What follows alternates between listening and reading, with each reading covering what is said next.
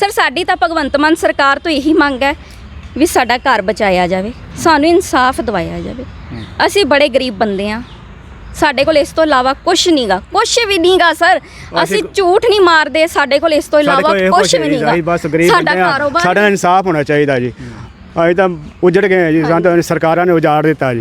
ਕਿਉਂਕਿ ਸਾਡੇ ਘਰੇ ਗੁੰਡੇ ਵੀ ਆ ਰਹੇ ਨੇ, ਸਾਡੇ ਘਰੇ ਗੁੰਡੇ ਵੀ ਭੇਜੇ ਜਾ ਰਹੇ ਨੇ ਜਿਹੜੇ ਸਾਨੂੰ ਧਮਕੀਆਂ ਦੇ ਰਹੇ ਨੇ। ਉਹ ਤੁਹਾਨੂੰ ਵੀਡੀਓ ਅਸੀਂ ਵਾਇਰਲ ਨਹੀਂ ਕਰਨਾ ਚਾਹੁੰਦੇ, ਅਸੀਂ ਤੁਹਾਨੂੰ ਦਿਖਾ ਸਕਦੇ ਹਾਂ ਵੀ ਉਹ ਵੀ ਐਮਐਲਏ ਸਾਹਿਬ ਦਾ ਨਾਮ ਲੈ ਰਹੇ ਨੇ। ਪਰ ਉਹ ਤਾਂ ਇਹ ਕਹੀ ਜਾਂਦੇ ਆ ਕਿ ਐਮਐਲਏ ਤਾਂ ਗੁੰਡੇ ਭੇਜ ਰਿਹਾ, ਸਾਨੂੰ ਧਮਕੀਆਂ ਦਵਾ ਰਿਹਾ। ਮੈਂ ਕਹਿੰਦਾ ਜੀ ਜੇ ਕਿਤੇ ਇੱਕ ਵੀ ਗੱਲ ਸਾਬਤ ਹੋ ਜਾਏ ਕਿ ਰਜਨੀਸ਼ ਦਈਆ ਨੇ ਕਿਤੇ ਗੁੰਡੇ ਭੇਜੇ ਨੇ, ਉਹ ਜਨਾਨੀ ਦੀ ਜੁੱਤੀ ਹੋਵੇਗੀ, ਮੇਰਾ ਸਿਰ ਹੋਵੇਗਾ, ਸਰੇਆਮ ਚੌਂਕ 'ਚ ਮੈਨੂੰ ਜੁੱਤੀ ਮਰੇਗੀ, ਮੈਂ ਉਜੜ ਨਹੀਂ ਕਰਾਂਗਾ। ਸਰ ਇਹ ਸਾਰੇ ਰਲ ਮਿਲ ਕੇ ਧੱਕਾ ਕਰ ਰਹੇ। ਸਰ ਇਹ ਕਰਵਾ ਕੌਣ ਰਿਹਾ ਹੈ? ਇਹ ਸਿਆਸੀ ਪਾਰਟੀਆਂ ਸਾਡੇ ਨਾਲ ਕਰਵਾ ਰਹੀਆਂ, ਐਮਐਲਏ ਸਾਹਿਬ ਕਰਵਾ ਰਹੇ। ਇਹ ਦੱਸਣ ਮੈਥੋਂ ਚਾਹੁੰਦੇ ਸੀ ਵੀ ਸਰਕਾਰ ਤੁਹਾਡੀ ਹੈ, ਤੁਸੀਂ ਆਪਣਾ ਸਰਕਾਰ ਦਾ ਤੇ ਤੁਸੀਂ ਆਪਦਾ ਤੌਰ ਤਰੀਕਾ ਵਰਤ ਕੇ ਤੁਸੀਂ ਸਾਡੀ ਉਹ ਏਜੰਸੀ ਖਾਲੀ ਕਰਵਾਓ ਤੇ ਅਸੀਂ ਤੁਹਾਨੂੰ ਜੋ ਕਹੋਗੇ ਅਸੀਂ ਕਰ ਦਿਆਂਗੇ। ਮੈਂ ਕਿਹਾ ਜੀ ਨਾ ਮੈਂ ਰਿਸ਼ਵਤ ਲੈਣਾ, ਨਾ ਮੈਂ ਕਦੇ ਲਈ, ਔਰ ਜੇ ਤੁਸੀਂ ਇਹ ਗੱਲ ਕਰਨੀ ਸੀ ਨਾ ਤਾਂ ਫਿਰ ਪੁਰਾਣੀਆਂ ਸਰਕਾਰਾਂ ਸੀਗੀਆਂ ਤੁਹਾਡੇ ਕੋਲ, ਤੁਹਾਡਾ ਮੈਟਰ ਇੰਨੇ ਟਾਈਮ ਤੋਂ ਚੱਲ ਰਿਹਾ, ਫਿਰ ਪੁਰਾਣੀਆਂ ਸਰਕਾਰਾਂ ਸੀ ਜਿੱਥੇ ਉਹ ਕੰਮ ਚੱਲਦਾ ਸੀ ਤੁਸੀਂ ਕਰਾ ਲੈਂਦੇ। ਕਿਉਂਕਿ ਇਹ ਜਗ੍ਹਾ ਅਸੀਂ ਆਪਦੀ ਪਿੰਡ ਸਾਰੀ ਜਾਇਦਾਦ ਵੇਚ ਕੇ ਸਭ ਕੁਝ ਕਰਕੇ ਅਸੀਂ ਇਹ ਬਣਾਈ ਸੀ। ਸਾਨੂੰ ਨਹੀਂ ਪਤਾ ਸੀ ਸਾਡੇ ਨਾਲ ਸਿਆਸੀ ਪਾਰਟੀਆਂ ਜਾਂ ਰਾਜਨੀਤਿਕ ਪਾਰਟੀਆਂ ਆ ਕੁਝ ਕਰਨਗੇ। ਇਹ ਸਰਕਾਰਾਂ ਲਿਆਉਣ ਵਿੱਚ ਅਸੀਂ ਵੀ ਮਦਦ ਕੀਤੀ ਹੈ, ਅਸੀਂ ਵੀ ਵੋਟਾਂ ਪਾਈਆਂ ਨੇ। ਅਸੀਂ ਹੁਣ ਕੀ ਕਰੀਏ ਸਰ, ਸਾਨੂੰ ਦੱਸੋ। ਅਸੀਂ ਆਪਦੀ ਮਦਦ ਵਾਸਤੇ ਭੱਜੇ ਗਏ, ਪਰ ਸਾਨੂੰ ਉਸ ਟਾਈਮ ਮਹਿਮਾ ਜੀ ਨੇ ਮਦਦ ਕੀਤੀ ਹੈ ਸਰ।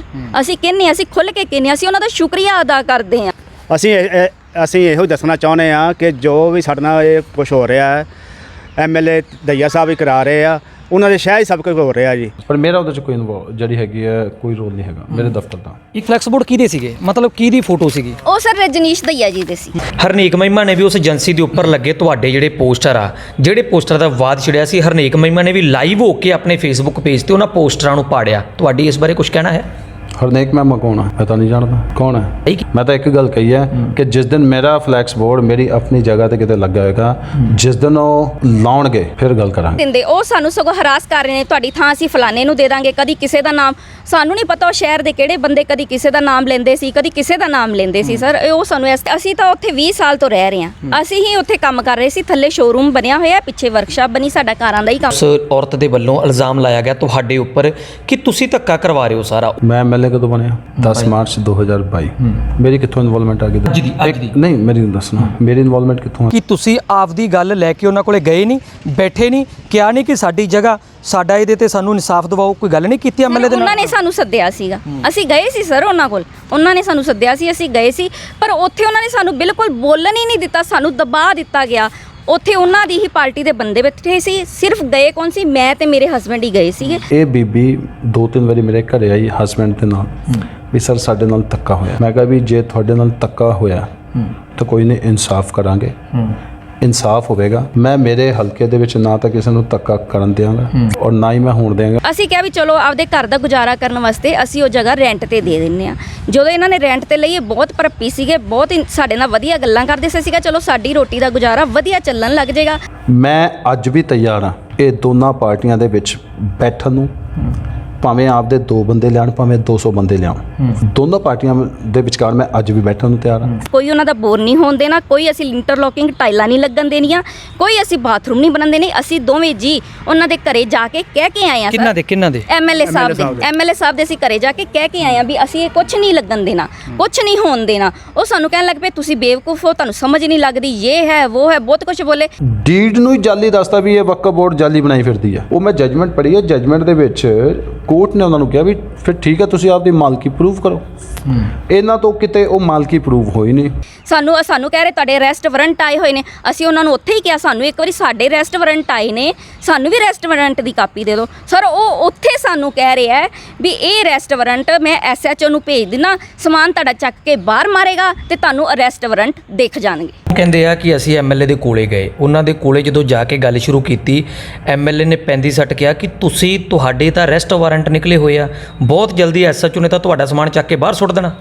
ਬਿਲਕੁਲ ਗਲਤ। ਅਰੈਸਟ ਵਾਰੰਟ ਉਹਨਾਂ ਨੇ ਕੋਈ ਜੁਰਮ ਥੋੜੀ ਨਾ ਕੀਤਾ ਜਿਹੜਾ ਉਹਨਾਂ ਦੇ ਅਰੈਸਟ ਵਾਰੰਟ ਨਿਕਲਣ। ਐਗਜ਼ੀਕਿਊਸ਼ਨ ਦੇ ਵਿੱਚ ਜਿਹੜੀ ਕੋਰਟ ਦੀ ਜੱਜਮੈਂਟ ਦੀ ਕੰਪਲਾਈਂਸ ਵਾਸਤੇ ਐਗਜ਼ੀਕਿਊਸ਼ਨ ਫਾਈਲ ਹੁੰਦੀ ਹੈ, ਵਾਰੰਟ ਆਫ ਪੋਜੈਸ਼ਨ ਹੁੰਦਾ, ਨਾ ਕਿ ਵਾਰੰਟ ਆਫ ਅਰੈਸਟ ਹੁੰਦਾ। ਸਰ ਇਹਨਾਂ ਨੇ ਅੰਦਰੋਂ ਅੰਦਰੀ ਹੀ ਉਹਨਾਂ ਨਾਲ ਗਿਟਮਿਟ ਕਰਕੇ ਗਲਤ ਤਰੀਕੇ ਨਾਲ ਪੈਸੇ ਭਰ ਕੇ ਆਪਦੇ ਨਾਮ ਥਾਂ ਕਰਾ ਲਈ। ਏਜੰਸੀ ਵਾਲਿਆਂ ਨੇ ਜੇ ਆਪਣੇ ਨਾਂ ਤੇ ਕਰਵਾ ਲਈ ਤੇ ਮੈਂ ਕਿਹਾ ਵੀ ਤੁਸੀਂ ਐਂ ਕਰੋ, ਤੁਸੀਂ ਅਦਾਲਤ ਦੇ ਵਿੱਚ ਕੇਸ ਫਾਈਲ ਕਰੋ ਵੀ ਇਹ ਏਜੰਸੀ ਵਾਲਿਆਂ ਦੇ ਨਾਂ ਤੇ ਜਿਹੜੀ ਲੀਜ਼ ਡੀਡ ਹੋਈ ਹੈ ਇਹ ਗਲਤ ਹੋਈ ਹੈ। ਅਸੀਂ 17/8 ਨੂੰ ਪੈਸੇ ਪਾ ਰਹੇ ਹਾਂ, ਉਹਨਾਂ ਨੂੰ ਲੀਜ਼ ਕਦੋਂ ਹੋ ਰਹੀ ਹੈ? 11ਵੇਂ ਮਹੀਨੇ। ਸਾਡੀ 8ਵੇਂ ਮਹੀਨੇ ਰੈਂਟ ਰੂੰਟ ਸਭ ਕੁਝ ਪੇ ਹੈ, ਪਰ ਉਹ ਕਦੋਂ ਲੈ ਰਹੇ ਹੈ? 11ਵੇਂ ਮਹੀਨੇ। ਜੇ ਪਰ ਮੈਨੂੰ ਨਹੀਂ ਲੱਗਦਾ ਕਿ ਇਹਨਾਂ ਨੇ ਉਸ ਲੀਜ਼ ਡੀਡ ਨੂੰ ਕਿਸੇ ਵੀ ਮਾਨਯੋਗ ਅਦਾਲਤ 'ਚ ਚੈਲੰਜ ਕੀਤਾ, ਕਿਉਂਕਿ ਮੈਨੂੰ ਨਹੀਂ ਲੱਗਦਾ ਇਹਨਾਂ ਨੇ ਕੋਈ ਕੇਸ ਫਾਈਲ ਕੀਤਾ। ਮੈਨੂੰ ਨਹੀਂ ਲੱਗਦਾ ਕਿ ਇਹਨਾਂ ਨੇ ਐਸਐਸਪੀ ਦਫ਼ਤਰ ਦੇ ਵਿੱਚ ਉਹਨਾਂ ਨਾਲ ਹੋਏ ਫਰਾਡ ਸੰਬੰਧੀ ਵਕਫ ਬੋਰਡ ਦੇ ਖਿਲਾਫ ਜਾਂ ਏਜੰਸੀ ਵਾਲਿਆਂ ਦੇ ਖਿਲਾਫ ਕੋਈ ਐਪਲੀਕੇਸ਼ਨ ਦਿੱਤੀ। ਸਰ ਦੇਖੋ, ਇੰਨੀ ਕਿਸੇ ਦੀ ਪਾਵਰ ਨਹੀਂ, ਇੰਨੀ ਪੁਲਿਸ 'ਚ ਵੀ ਪਾਵਰ ਨਹੀਂ ਵੀ ਉਹ ਕਿਸੇ ਦੇ ਘਰੇ ਸਿੱਧੀ ਆ ਜਾਊਗੀ ਬਿਨਾਂ ਕਿਸੇ ਨੋਟਿਸ ਤੋਂ, ਬਿਨਾਂ ਕਿਸੇ ਕਾਰਨ ਤੋਂ। ਇਹ ਸਭ ਕੁਝ ਕੌਣ ਕਰਵਾ ਰਿਹਾ? ਐਮਐਲਏ ਸਾਹਿਬ ਕਰਵਾ। ਇਹ ਦਰਅਸਲ ਮੇਰੇ ਤੋਂ ਇਹ ਚਾਹੁੰਦੇ ਸੀਗੇ ਕਿ ਤੁਸੀਂ ਸਰਕਾਰ ਦਾ ਆਪਦਾ ਤੌਰ ਤਰੀਕਾ ਕਰਕੇ ਇਹਨਾਂ ਨੂੰ ਬਾਹਰ ਕੱਢੋ। ਮੈਂ ਕਿਹਾ ਜੀ ਮੈਂ ਕਾਨੂੰਨ ਹੱਥ 'ਚ ਨਹੀਂ ਲੈਣਾ। ਅਗਲੇ ਦਿਨ ਸਵੇਰੇ 11:15 ਦੇ ਕਰੀਬ ਉਹ ਲੜਕੇ ਫੇਰ ਆ ਗਏ ਨੇ। ਉਹਨਾਂ ਦੇ ਹੱਥ 'ਚ ਫਲੈਕਸ ਫੜੇ ਹੋਏ ਸੀ।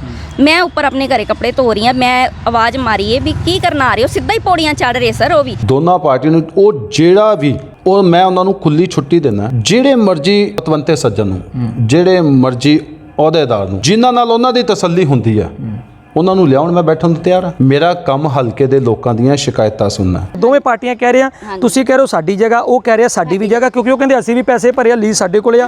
ਤੁਸੀਂ ਕਹਿ ਰਹੇ ਹੋ ਸਾਡੀ ਲਗਾਤਾਰ ਪਿੱਛੋਂ ਚੱਲਦੀ ਆ ਰਹੀ ਸੀ ਪੁਰਾਣੀ, ਤੇ ਹੱਕ ਸਾਡਾ ਬਣਦਾ ਸੀਗਾ।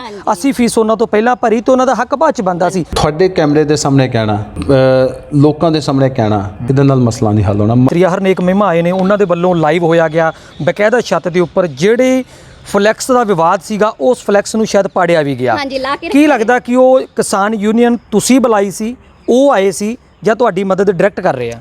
ਹੁਣ ਇੱਕ ਘਰੇ ਬੈਠ ਕੇ ਸਿਰਫ ਇਹ ਕਰਕੇ, ਜੇ ਮੇਰੇ ਪੀਏ ਨੇ ਕਿਸੇ ਨਾਲ ਫੋਟੋ ਕਰਾ ਲਈ ਇਹ ਕਰਕੇ ਵੀ ਇਹ ਐਮਐਲਏ ਸਾਹਿਬ ਕਰਾ ਲੈਣੇ, ਇਹ ਤਾਂ ਗਲਤ ਗੱਲ ਹੈ। ਫਿਰੋਜ਼ਪੁਰ ਦੇ ਵਿੱਚ ਕੁਝ ਦਿਨ ਪਹਿਲਾਂ ਐਸਐਚਓ ਦੇ ਵੱਲੋਂ ਇੱਕ ਔਰਤ ਨੂੰ ਧੱਕੇ ਮਾਰਨ ਦੀ ਵੀਡੀਓ ਸਾਹਮਣੇ ਆਈ ਸੀ। ਅੱਜ ਉਸੇ ਹੀ ਮਸਲੇ ਦੇ ਵਿੱਚ ਇੱਕ ਨਵਾਂ ਮੋੜ ਸਾਹਮਣੇ ਆਇਆ, ਜਿਸ ਦੇ ਵਿੱਚ ਕਿ ਇੱਕ ਕਿਸਾਨ ਆਗੂ ਦੇ ਵੱਲੋਂ ਲਾਈਵ ਹੋ ਕੇ ਉਸੇ ਹੀ ਛੱਤ ਤੇ ਜਿਹੜੇ ਐਮਐਲਏ ਰਜਨੀਸ਼ ਦਈਆ ਦੇ ਜਿਹੜੇ ਆ ਪੋਸਟਰ ਵੀ ਪਾੜੇ ਗਏ ਸੀ। ਲਾਈਵ ਹੋ ਕੇ ਉਹਨਾਂ ਦੇ ਵੱਲੋਂ ਇਹ ਚੀਜ਼ ਦੀ ਜਾਣਕਾਰੀ ਦਿੱਤੀ ਗਈ ਸੀ ਤੇ ਇਹ ਵੀ ਕਿਹਾ ਗਿਆ ਸੀ ਕਿ ਬਹੁਤ ਜਲਦ ਜਿਹੜਾ ਅਸੀਂ ਇੱਥੇ ਧਰਨਾ ਪ੍ਰਦਰਸ਼ਨ ਤੱਕ ਕਰਾਂਗੇ। ਪੂਰਾ ਮਸਲਾ ਕੀ ਆ, ਪੂਰੀ ਕਹਾਣੀ ਕੀ ਆ, ਉਸ ਜ਼ਮੀਨ ਦਾ ਜਿਹੜਾ ਵਿਵਾਦ ਆ ਲਗਾਤਾਰ ਹਰ ਰੋਜ਼ ਭਖਦਾ ਜਾ ਰਿਹਾ, ਭਖਦੇ ਇੱਥੋਂ ਤੱਕ ਪਹੁੰਚ ਗਿਆ। ਪਰ ਅੱਜ ਉਸ ਦੀ ਪੂਰੀ ਗਹਿਰਾਈ ਤੱਕ ਜਾਣਕਾਰੀ ਲੈਣ ਦੇ ਲਈ ਜਿਹੜੀ ਇੱਥੇ ਸਾਡੇ ਕੋਲੇ ਪਰਿਵਾਰ ਪਹੁੰਚਿਆ ਹੈਗਾ, ਉਹ ਪਰਿਵਾਰ ਜਿਸ ਪਰਿਵਾਰ ਦੇ ਨਾਲ ਧੱਕਾ ਮੁੱਕੀ ਦੀ ਇੱਕ ਕਥਿਤ ਵੀਡੀਓ ਵਾਇਰਲ ਹੋਈ ਸੀ, ਤਾਂ ਉਸ ਦੇ ਵਿੱਚ ਇਹ ਔਰਤ, ਇਹ ਵਿਅਕਤੀ ਗੱਲਬਾਤ ਕਰ ਰਹੇ ਸੀ। ਹਾਲਾਂਕਿ ਕਾਫੀ ਚਰਚਾਵਾਂ ਦੇ ਵਿੱਚ ਰਹੀ, ਲੇਕਿਨ ਅੱਜ ਇਹ ਪਰਿਵਾਰ ਫਿਰ ਮੀਡੀਆ ਦੇ ਸਾਹਮਣੇ ਆਇਆ ਹੈ ਤੇ ਆਪਣਾ ਅਗਲਾ ਪੱਖ ਜਿਹੜਾ ਉਹ ਦੇਣਾ ਚਾਹੁੰਦਾ ਹੈ। ਪਹਿਲਾਂ ਜਾਣਕਾਰੀ ਲੈ ਲੈਂਦੇ ਹਾਂ। ਬਾਈ ਜੀ, ਕੀ ਨਾਮ ਆ ਤੁਹਾਡਾ ਤੇ ਕਿਹੜਾ ਏਰੀਆ, ਕਿਹੜਾ ਪਿੰਡ ਆ? ਮੇਰਾ ਨਾਮ ਅਸ਼ੋਕ ਕੁਮਾਰ ਜੀ, ਮੈਂ ਗੱਜਨ ਸਿੰਘ ਕਲੋਨੀ ਪਿੰਡ ਆਲੇਵਾਲੇ ਦਾ ਰਹਿਣ ਵਾਲਾ ਜੀ। ਤੁਹਾਡਾ ਕੀ ਨਾਮ ਆ ਜੀ? Sonika, wife of Ashok Kumar. ਅੱਛਾ, ਤੁਸੀਂ ਪਤੀ ਪਤਨੀ ਹੋ? ਹਾਂਜੀ, ਪਤੀ। ਅੱਛਾ ਬਾਈ ਜੀ, ਜਾਣਕਾਰੀ ਅੱਜ ਤੁਸੀਂ ਮੀਡੀਆ ਦੇ ਵਿੱਚ ਫਿਰ ਆਏ ਹੋ, ਅੱਜ ਫਿਰ ਕੁਝ ਦੱਸਣਾ ਚਾਹੁੰਦੇ ਹੋ, ਤੁਸੀਂ ਕੀ ਕਹਿਣਾ ਚਾਹੁੰਦੇ ਹੋ? ਪਹਿਲਾਂ ਤੁਸੀਂ ਉਹ ਦੱਸੋ। ਅਸੀਂ ਇਹੋ ਦੱਸਣਾ ਚਾਹੁੰਦੇ ਆ ਕਿ ਜੋ ਵੀ ਸਾਡੇ ਨਾਲ ਇਹ ਕੁਝ ਹੋ ਰਿਹਾ ਹੈ, ਐਮਐਲਏ ਦਈਆ ਸਾਹਿਬ ਵੀ ਕਰਾ ਰਹੇ ਆ, ਉਹਨਾਂ ਦੇ ਸ਼ਹਿਰ ਹੀ ਸਭ ਕੁਝ ਹੋ ਰਿਹਾ ਜੀ। ਉਹਨਾਂ ਤੇ ਸ਼ਹਿਰ ਦੇ ਨਾਲ ਹੀ ਐਸਐਚਓ ਸਾਡੇ ਘਰ ਵੜਿਆ ਜੀ, ਉਹਨੇ ਸਾਡੇ ਨਾਲ ਧੱਕਾ ਮੁੱਕੀ ਕੀਤੀ, ਗਾਲੀ ਗਲੋਚ ਕੀਤੀ ਹੈ, ਸਾਡੇ ਨਾਲ ਬਹੁਤ ਧੱਕਾ ਹੋ ਰਿਹਾ ਜੀ। ਅੱਛਾ, ਮੈਨੂੰ ਇੱਕ ਚੀਜ਼ ਹੋਰ ਸਮਝਾਓ, ਤੁਸੀਂ ਉਸ ਜਗ੍ਹਾ ਦੇ ਵਿੱਚੋਂ ਪਹਿਲਾਂ ਮੈਨੂੰ ਦੱਸੋ, ਪਿੰਡ ਦਾ ਨਾਂ ਗੱਜਨ ਕਲੋਨੀ ਦੱਸਿਆ ਤੁਸੀਂ? ਹਾਂਜੀ। ਉਹ ਜਿਹੜੀ ਗੱਜਨ ਕਲੋਨੀ ਪਿੰਡ ਹੈਗਾ, ਉਹ ਪਿੰਡ ਦੀ ਜਿਹੜੀ ਜ਼ਮੀਨ ਆ ਉਹ ਸਾਰੀ ਦੀ ਸਾਰੀ ਰਜਿਸਟਰੀ ਵਾਲੀ ਆ ਜਾਂ ਵਕਫ ਬੋਰਡ ਦੀ ਆ? ਉਹ ਸਾਰੀ ਵਕਫ ਬੋਰਡ ਦੀ ਹੈ ਜੀ, ਟੋਟਲੀ। ਹਾਂਜੀ। ਅੱਛਾ, ਤੁਹਾਡੀ ਜਿਹੜੀ ਜਗ੍ਹਾ ਸੀਗਾ ਉਹ ਵੀ ਵਕਫ ਬੋਰਡ ਦੀ ਆ? ਹਾਂਜੀ, ਵਕਫ ਬੋਰਡ ਦੀ ਜੀ। ਅੱਛਾ, ਤੁਸੀਂ ਉਸ ਜਗ੍ਹਾ 'ਚ ਕਿੰਨੇ ਸਮੇਂ ਤੋਂ ਰਹਿ ਰਹੇ ਸੀ? ਅਸੀਂ ਤਕਰੀਬਨ 20 ਸਾਲ ਤੋਂ ਰਹਿ ਰਹੇ ਜੀ ਉੱਥੇ। ਅੱਛਾ, ਉਹਦੀ ਕੋਈ ਲਿਖਤ ਕੀਤੀ ਸੀ ਵਕਫ ਬੋਰਡ ਨੇ? ਕੀ ਕਰਾਇਆ ਸੀ ਜਾਂ ਕਿੰਨੇ ਪੈਸੇ ਦਿੱਤੇ ਸੀ? ਹਾਂਜੀ, ਉਸ ਕਰਾਇਆ ਸੀ, ਸਾਰਾ ਕੁਝ ਕਰਾਇਆ ਜੀ। ਕਿੰਨੇ ਆਈਡੀਆ, ਕਿੰਨੇ ਕੁ ਪੈਸੇ ਦਿੱਤੇ ਸੀ ਜਾਂ ਕੋਈ ਐਗਰੀਮੈਂਟ ਹੋਇਆ ਸੀ? ਉਹ ਤਾਂ ਵੇਖੋ ਜੀ, ਲੀਜ਼ ਤੇ ਦਿੰਦੇ ਜੀ। ਲੀਜ਼? ਹਾਂ, ਲੀਜ਼ ਤੇ ਸਭ ਕੁਝ ਕਾਗਜ਼ ਸਾਡੇ ਕੋਲ ਹੈਗੇ ਨੇ ਜੀ। ਅੱਛਾ। ਹਾਂ, ਉਹਨਾਂ ਨੇ ਉਹਦੀ ਤੁਹਾਨੂੰ ਜਾਣਕਾਰੀ ਹੋਗੀ, ਉਹਦੀ ਕੋਈ ਲੀਜ਼ ਦਾ ਟਾਈਮ ਸੀਗਾ ਵੀ ਇੰਨੇ ਟਾਈਮ ਦੀ ਲੀਜ਼ ਆ? ਹਾਂਜੀ ਸਰ, ਉਹ 2004 ਤੋਂ ਲੈ ਕੇ 100 ਚਲਦੀ ਆ ਰਹੀ ਸੀਗੀ। ਜਿਸ ਤਰ੍ਹਾਂ ਉਹਦੇ 'ਚ ਐਗਰੀਮੈਂਟ ਇਹ ਹੋਇਆ ਸੀ ਵੀ 15% 33 ਮਹੀਨਿਆਂ ਬਾਅਦ ਰੈਂਟ ਵਧੇ ਕਰੇਗਾ। ਠੀਕ ਹੈ। ਉਹ ਸਰ ਵੱਧਦਾ ਰਿਹਾ, ਅਸੀਂ ਦਿੰਦੇ ਰਹੇ। ਜਦੋਂ ਇਹ 31/3/2014 ਤੱਕ ਅਸੀਂ ਰੈਂਟ ਉਸ ਤਰ੍ਹਾਂ ਹੀ ਦਿੰਦੇ ਰਹੇ, ਜਿਵੇਂ ਵੱਧਦਾ ਗਿਆ ਅਸੀਂ ਦੇਈ ਗਏ। 2014 ਚ ਵਕਫ ਬੋਰਡ ਵਾਲੇ ਕਹਿੰਦੇ ਵੀ ਸਾਡਾ ਕੋਈ ਜੀ ਨਵਾਂ ਐਕਟ ਬਣ ਗਿਆ ਜਿੰਦੇ ਚ ਹੁਣ ਰੈਂਟ ਹੋਰ ਜ਼ਿਆਦਾ ਵੱਧ ਕੇ ਲੱਗੇਗਾ ਤੁਹਾਨੂੰ। ਅਸੀਂ ਉਹਨਾਂ ਨੂੰ ਕਿਹਾ ਵੀ ਇੰਨਾ ਰੈਂਟ ਸਾਡਾ ਸਾਰਾ 2017-1800 ਰੁਪਇਆ ਰੈਂਟ ਸੀਗਾ ਜਦੋਂ ਤੱਕ 2014 ਤੱਕ। ਉਹ ਕਹਿਣ ਲੱਗ ਪਏ ਵੀ ਇਹਦਾ ਰੈਂਟ ਹੁਣ ਪਤਾ ਨਹੀਂ ਕੀ ਹੁੰਦਾ ਹੈ, ਕਲੈਕਟਰ ਰੇਟ ਸ਼ਾਇਦ ਕੋਈ ਇਸ ਤਰ੍ਹਾਂ ਉਹਨਾਂ ਨੇ ਸਾਨੂੰ ਕਿਹਾ ਵੀ ਉਸ ਹਿਸਾਬ ਨਾਲ ਰੈਂਟ ਲੱਗੇਗਾ ਤੁਹਾਨੂੰ। ਅਸੀਂ ਉਹਨਾਂ ਨੂੰ ਕਿਹਾ ਵੀ ਅਸੀਂ ਇਸ ਹਿਸਾਬ ਨਾਲ ਰੈਂਟ ਨਹੀਂ ਦੇ ਸਕਦੇ, ਕਾਰੋਬਾਰ ਅੱਗੇ ਨਹੀਂ ਹੈਗੇ, ਜੋ ਵੀ ਅਸੀਂ ਆਪਦੇ ਘਰ ਦੀ ਸਿਚੁਏਸ਼ਨ ਦੱਸੀ। ਉਹ ਕਹਿੰਦੇ ਨਹੀਂ ਜੀ ਇਹ ਤਾਂ ਐਕਟ ਬਣ ਚੁੱਕਿਆ ਹੈ, ਇਸ ਹਿਸਾਬ ਨਾਲ ਤੁਹਾਨੂੰ ਇਹ ਰੈਂਟ ਦੇਣਾ ਪਏਗਾ। ਅਸੀਂ ਫਿਰ ਵੀ ਉਹਨਾਂ ਨੂੰ ਆਪਦੇ ਪੁਰਾਣੇ ਹੀ ਜੋ ਸਾਡਾ ਰੈਂਟ ਸੀ ਉਸ ਹਿਸਾਬ ਨਾਲ ਰੈਂਟ ਦਿੰਦੇ ਰਹੇ। ਉਹਨਾਂ ਨੇ ਸਾਡੇ ਕੋਲੋਂ ਉਹ ਰੈਂਟ ਨਹੀਂ ਲਿਆ, ਉਲਟਾ ਈਓ ਸਾਹਿਬ ਨੇ ਸਾਡੇ ਤੇ ਇੱਕ ਕੇਸ ਪਾਤਾ ਸੀਗਾ ਲੋਅਰ ਕੋਰਟ 'ਚ, ਜਿਹੜਾ ਅਸੀਂ ਹਾਰ ਗਏ। ਸੈਸ਼ਨ 'ਚ ਵੀ ਪਾਇਆ, ਉੱਥੋਂ ਵੀ ਅਸੀਂ ਹਾਰ ਗਏ। ਅਸੀਂ ਉਸੇ ਕੇਸ ਨੂੰ ਅੱਗੇ ਮਤਲਬ ਕਿ ਚਲਾਣਾ ਨਹੀਂ ਚਾਹਿਆ। ਅਸੀਂ ਕਿਹਾ ਵੀ ਅਸੀਂ ਚਲੋ ਜੋ ਵੀ ਇਹਨਾਂ ਦਾ ਰੈਂਟ ਬਣਦਾ ਹੈ ਅਸੀਂ ਇਹਨਾਂ ਨੂੰ ਦੇ ਦਿੰਨੇ ਆ। ਜੋ ਵੀ ਉਹਨਾਂ ਨੇ ਸਾਨੂੰ, ਅਸੀਂ ਫਿਰ ਆਪਣੇ ਹੀ ਕੋਈ ਰਿਸ਼ਤੇ ਉਹਨਾਂ ਵਕਫ ਬੋਰਡ ਦੇ ਵੀ ਉਹਨਾਂ ਕੋਲ ਵੀ ਜਗ੍ਹਾ ਹੈ, ਉਹ ਸਾਨੂੰ ਨਾਲ ਲੈ ਕੇ ਉੱਥੇ ਗਏ। ਅਸੀਂ ਉਹਨਾਂ ਨਾਲ ਜੋ ਵੀ, ਉਹ ਕਹਿੰਦੇ ਵੀ ਅਸੀਂ ਕੇਸ ਨਹੀਂ ਲੜਨਾ ਚਾਹੁੰਦੇ, ਤੁਸੀਂ ਜੋ ਰੈਂਟ ਬਣਾ ਕੇ ਦਿੰਦੇ ਹੋ ਅਸੀਂ ਤੁਹਾਨੂੰ ਰੈਂਟ ਦੇਣ ਨੂੰ ਤਿਆਰ ਆ, ਪਰ ਅਸੀਂ ਅੱਗੇ ਕੇਸ ਨਹੀਂ ਲੜਨਾ। ਉਹ ਕਹਿੰਦੇ ਠੀਕ ਹੈ ਜੀ। ਉਹਨਾਂ ਨੇ ਸਾਨੂੰ ਰੈਂਟ ਬਣਾਤਾ। ਅਸੀਂ ਉਹ ਰੈਂਟ ਉਹਨਾਂ ਨੂੰ ਪੇ ਕਰਨ ਦੀ ਤਰੀਕ ਫਿਕਸ ਕਰ ਲਈ। 1.5 ਲੱਖ ਰੁਪਈਆ ਉਹਨਾਂ ਨੇ, ਇਹਨਾਂ ਦੇ ਰੈਂਟ ਕਲੈਕਟਰ ਨੇ, ਉਹਨਾਂ ਨੇ ਸਾਡੇ ਕੋਲੋਂ 1.5 ਲੱਖ ਰੁਪਈਆ ਉਦੋਂ ਲਿਆ ਜਿੰਦੀ ਅਸੀਂ ਰਿਕਾਰਡਿੰਗ ਕਰਕੇ ਲਿਆਏ ਆ। ਉਹ 1.5 ਲੱਖ ਰੁਪਈਆ ਲੈਣ ਤੋਂ ਬਾਅਦ ਚਲੋ ਜੀ ਅਸੀਂ ਆ ਗਏ ਆ, ਥੋੜੇ ਦਿਨਾਂ ਬਾਅਦ ਹੀ ਲੋਕਡਾਊਨ ਲੱਗ ਜਾਂਦਾ। ਲੋਕਡਾਊਨ ਲੱਗ ਜਾਂਦਾ, ਅਸੀਂ ਉਹਨਾਂ ਨੂੰ ਕਾਲ ਕਰਦੇ ਆ ਵੀ ਸਾਡਾ ਕੀ ਕਰੋਗੇ? ਉਹ ਕਹਿੰਦੇ ਦਫ਼ਤਰ ਖੋਲ੍ਹ ਲੈਣ ਦਿਓ। ਫਿਰ ਅਸੀਂ ਵਕਫ ਬੋਰਡ ਕੋਲ ਗਏ ਆ, ਜਿਵੇਂ ਮੈਂ ਦੱਸਿਆ ਉਹਨਾਂ ਨੇ ਸਾਨੂੰ ਕਿਹਾ ਚਲੋ ਤੁਸੀਂ ਜੋ ਰੈਂਟ ਬਣਦਾ ਦੇ ਦਿਓ। ਅਸੀਂ ਉਹ ਰੈਂਟ ਦੇਣ ਨੂੰ ਤਿਆਰ ਹੋ ਗਏ ਆ। 1.5 ਲੱਖ ਰੁਪਈਆ ਉਹਦੀ ਲੈ ਗਏ ਨੇ ਸਾਡੇ ਕੋਲ, ਜਿੰਦੀ ਉਹ ਕਹਿ ਰਿਹਾ ਵੀ ਮੈਂ ਇੰਨੀ ਤਰੀਕ ਤੱਕ ਮੈਂ ਤੁਹਾਨੂੰ ਰਸੀਦਾਂ ਦੇ ਦੇਵਾਂਗਾ। ਅਸੀਂ ਆਪਣੇ ਜਨੇ ਬੇਫਿਕਰ ਆ ਵੀ ਸਾਡੀ ਫਾਈਲ ਬਣਨ ਚਲੀ ਗਈ ਹੈ, ਸਭ ਕੁਝ ਹੋ ਜਾਏਗਾ, ਕਿਉਂਕਿ ਜਿੰਨਾ ਹੀ ਸਾਡਾ ਉਸ ਟਾਈਮ ਰੈਂਟ ਬਣਾਇਆ ਸੀ 3,52,000 ਰੁਪਈਆ। ਅਸੀਂ ਸਰ ਉਹ ਫਾਈਲ ਆਪਦੀ ਸਾਰੀ ਚੱਕ ਕੇ ਅਸੀਂ ਚੰਡੀਗੜ੍ਹ ਚਲੇ ਗਏ। ਅਸੀਂ ਉਹਨਾਂ ਨੂੰ ਫਾਈਲ ਦਿਖਾਈਏ, ਉਹਨਾਂ ਨੇ ਸਾਡੀ ਸਾਰੀ ਫਾਈਲ ਦੇਖੀ। ਉਹ ਕਹਿੰਦੇ ਤੁਹਾਡਾ ਸਾਰਾ ਕੰਮ ਓਕੇ ਆ, ਫਲਾਨਾ ਤੁਹਾਡਾ ਰੈਂਟ ਬਣਿਆ ਪਿਆ। ਉਹਨਾਂ ਨੇ ਮਤਲਬ ਕਿ ਕਿਹਾ ਵੀ ਇਹ ਰੈਂਟ ਤੁਸੀਂ ਸਾਡੇ ਵਕਫ ਬੋਰਡ ਦੇ ਅਕਾਊਂਟ 'ਚ ਪਾ ਦਿਓ। ਉੱਥੋਂ ਦੇ ਸੁਪਰਡੈਂਟ ਨੇ, ਉੱਥੋਂ ਦੇ ਕੈਸ਼ੀਅਰ ਨੇ ਸਾਨੂੰ ਅਕਾਊਂਟ ਨੰਬਰ ਦਿੱਤਾ। ਅਸੀਂ ਉਹਨਾਂ ਦੇ ਰੈਂਟ ਅਕਾਊਂਟ 'ਚੋਂ ਰੈਂਟ ਪਾ ਦਿੱਤੇ ਨੇ। ਉਹ ਰੈਂਟ ਦੀਆਂ ਸਾਡੇ ਕੋਲ ਸਾਰੀਆਂ ਰਸੀਦਾਂ ਨੇ, ਕਿਉਂਕਿ ਅਸੀਂ ਉਹ RTGS ਕਰਾਈ ਸੀ ਇਹਨਾਂ ਦੇ ਹੀ ਅਕਾਊਂਟ 'ਚੋਂ। ਉਹ ਰੈਂਟ ਅਸੀਂ ਪਾ ਕੇ ਤੇ ਫਿਰ ਵੀ ਅਸੀਂ ਇਹਨਾਂ ਦੇ ਕੋਲ ਗਏ ਆ। ਉਹਨਾਂ ਨੇ ਸਾਨੂੰ ਕਿਹਾ ਵੀ ਤੁਸੀਂ ਰੈਂਟ ਬਸ ਤੁਸੀਂ ਪਾ ਦਿਓ। ਅਸੀਂ ਪਾਤਾ ਸਰ ਉਸੇ ਦਿਨ, ਜਿਵੇਂ ਜੋ ਹੀ ਟਾਈਮ ਦੱਸਿਆ ਸੀ। ਫਿਰ ਅਸੀਂ ਇਹਨਾਂ ਕੋਲ ਥੱਲੇ ਵਕਫ ਬੋਰਡ ਕੋਲ ਗਏ ਆ, ਅਸੀਂ ਕਿਹਾ ਸਾਨੂੰ ਸਾਡੀਆਂ ਰਸੀਦਾਂ ਦੇ ਦਿਓ। ਪਰ ਉਹਨਾਂ ਨੇ ਉੱਪਰ ਜਾਣ ਕਰਕੇ ਸਾਡੇ ਨਾਲ ਇਹ ਨਫ਼ਰਤ ਖਾਧੀ ਹੈ। ਸਾਨੂੰ ਕੋਈ ਰਸੀਦ ਅੱਜ ਤੱਕ ਨਹੀਂ ਦਿੱਤੀ, ਜਦੋਂ ਕਿ ਉਹਨਾਂ ਦੇ ਹੀ ਪਾਏ ਹੋਏ ਕੇਸ ਹਾਲੇ ਪੈਂਡਿੰਗ ਚੱਲ ਰਹੇ ਨੇ। ਆਪੇ ਹੀ ਉਹ ਵਿਡਰਾਅ ਕਰ ਰਹੇ ਨੇ। ਆਹ ਦੇਖੋ ਸਾਨੂੰ ਹਾਈ ਕੋਰਟ ਦਾ ਕਾਗਜ਼ ਮਿਲਿਆ ਏ, ਹਾਈ ਕੋਰਟ ਦਾ ਕਾਗਜ਼ ਮਿਲਿਆ ਜਿਹਦੇ 'ਚ ਬਕਾਇਦਾ ਲਿਖਿਆ ਗਿਆ ਏ ਕਿ ਉਹ ਦੂਸਰੀ ਪਾਰਟੀ ਕੇਸ ਆਪ ਵਿਡਰਾਅ ਕਰ ਗਈ ਏ।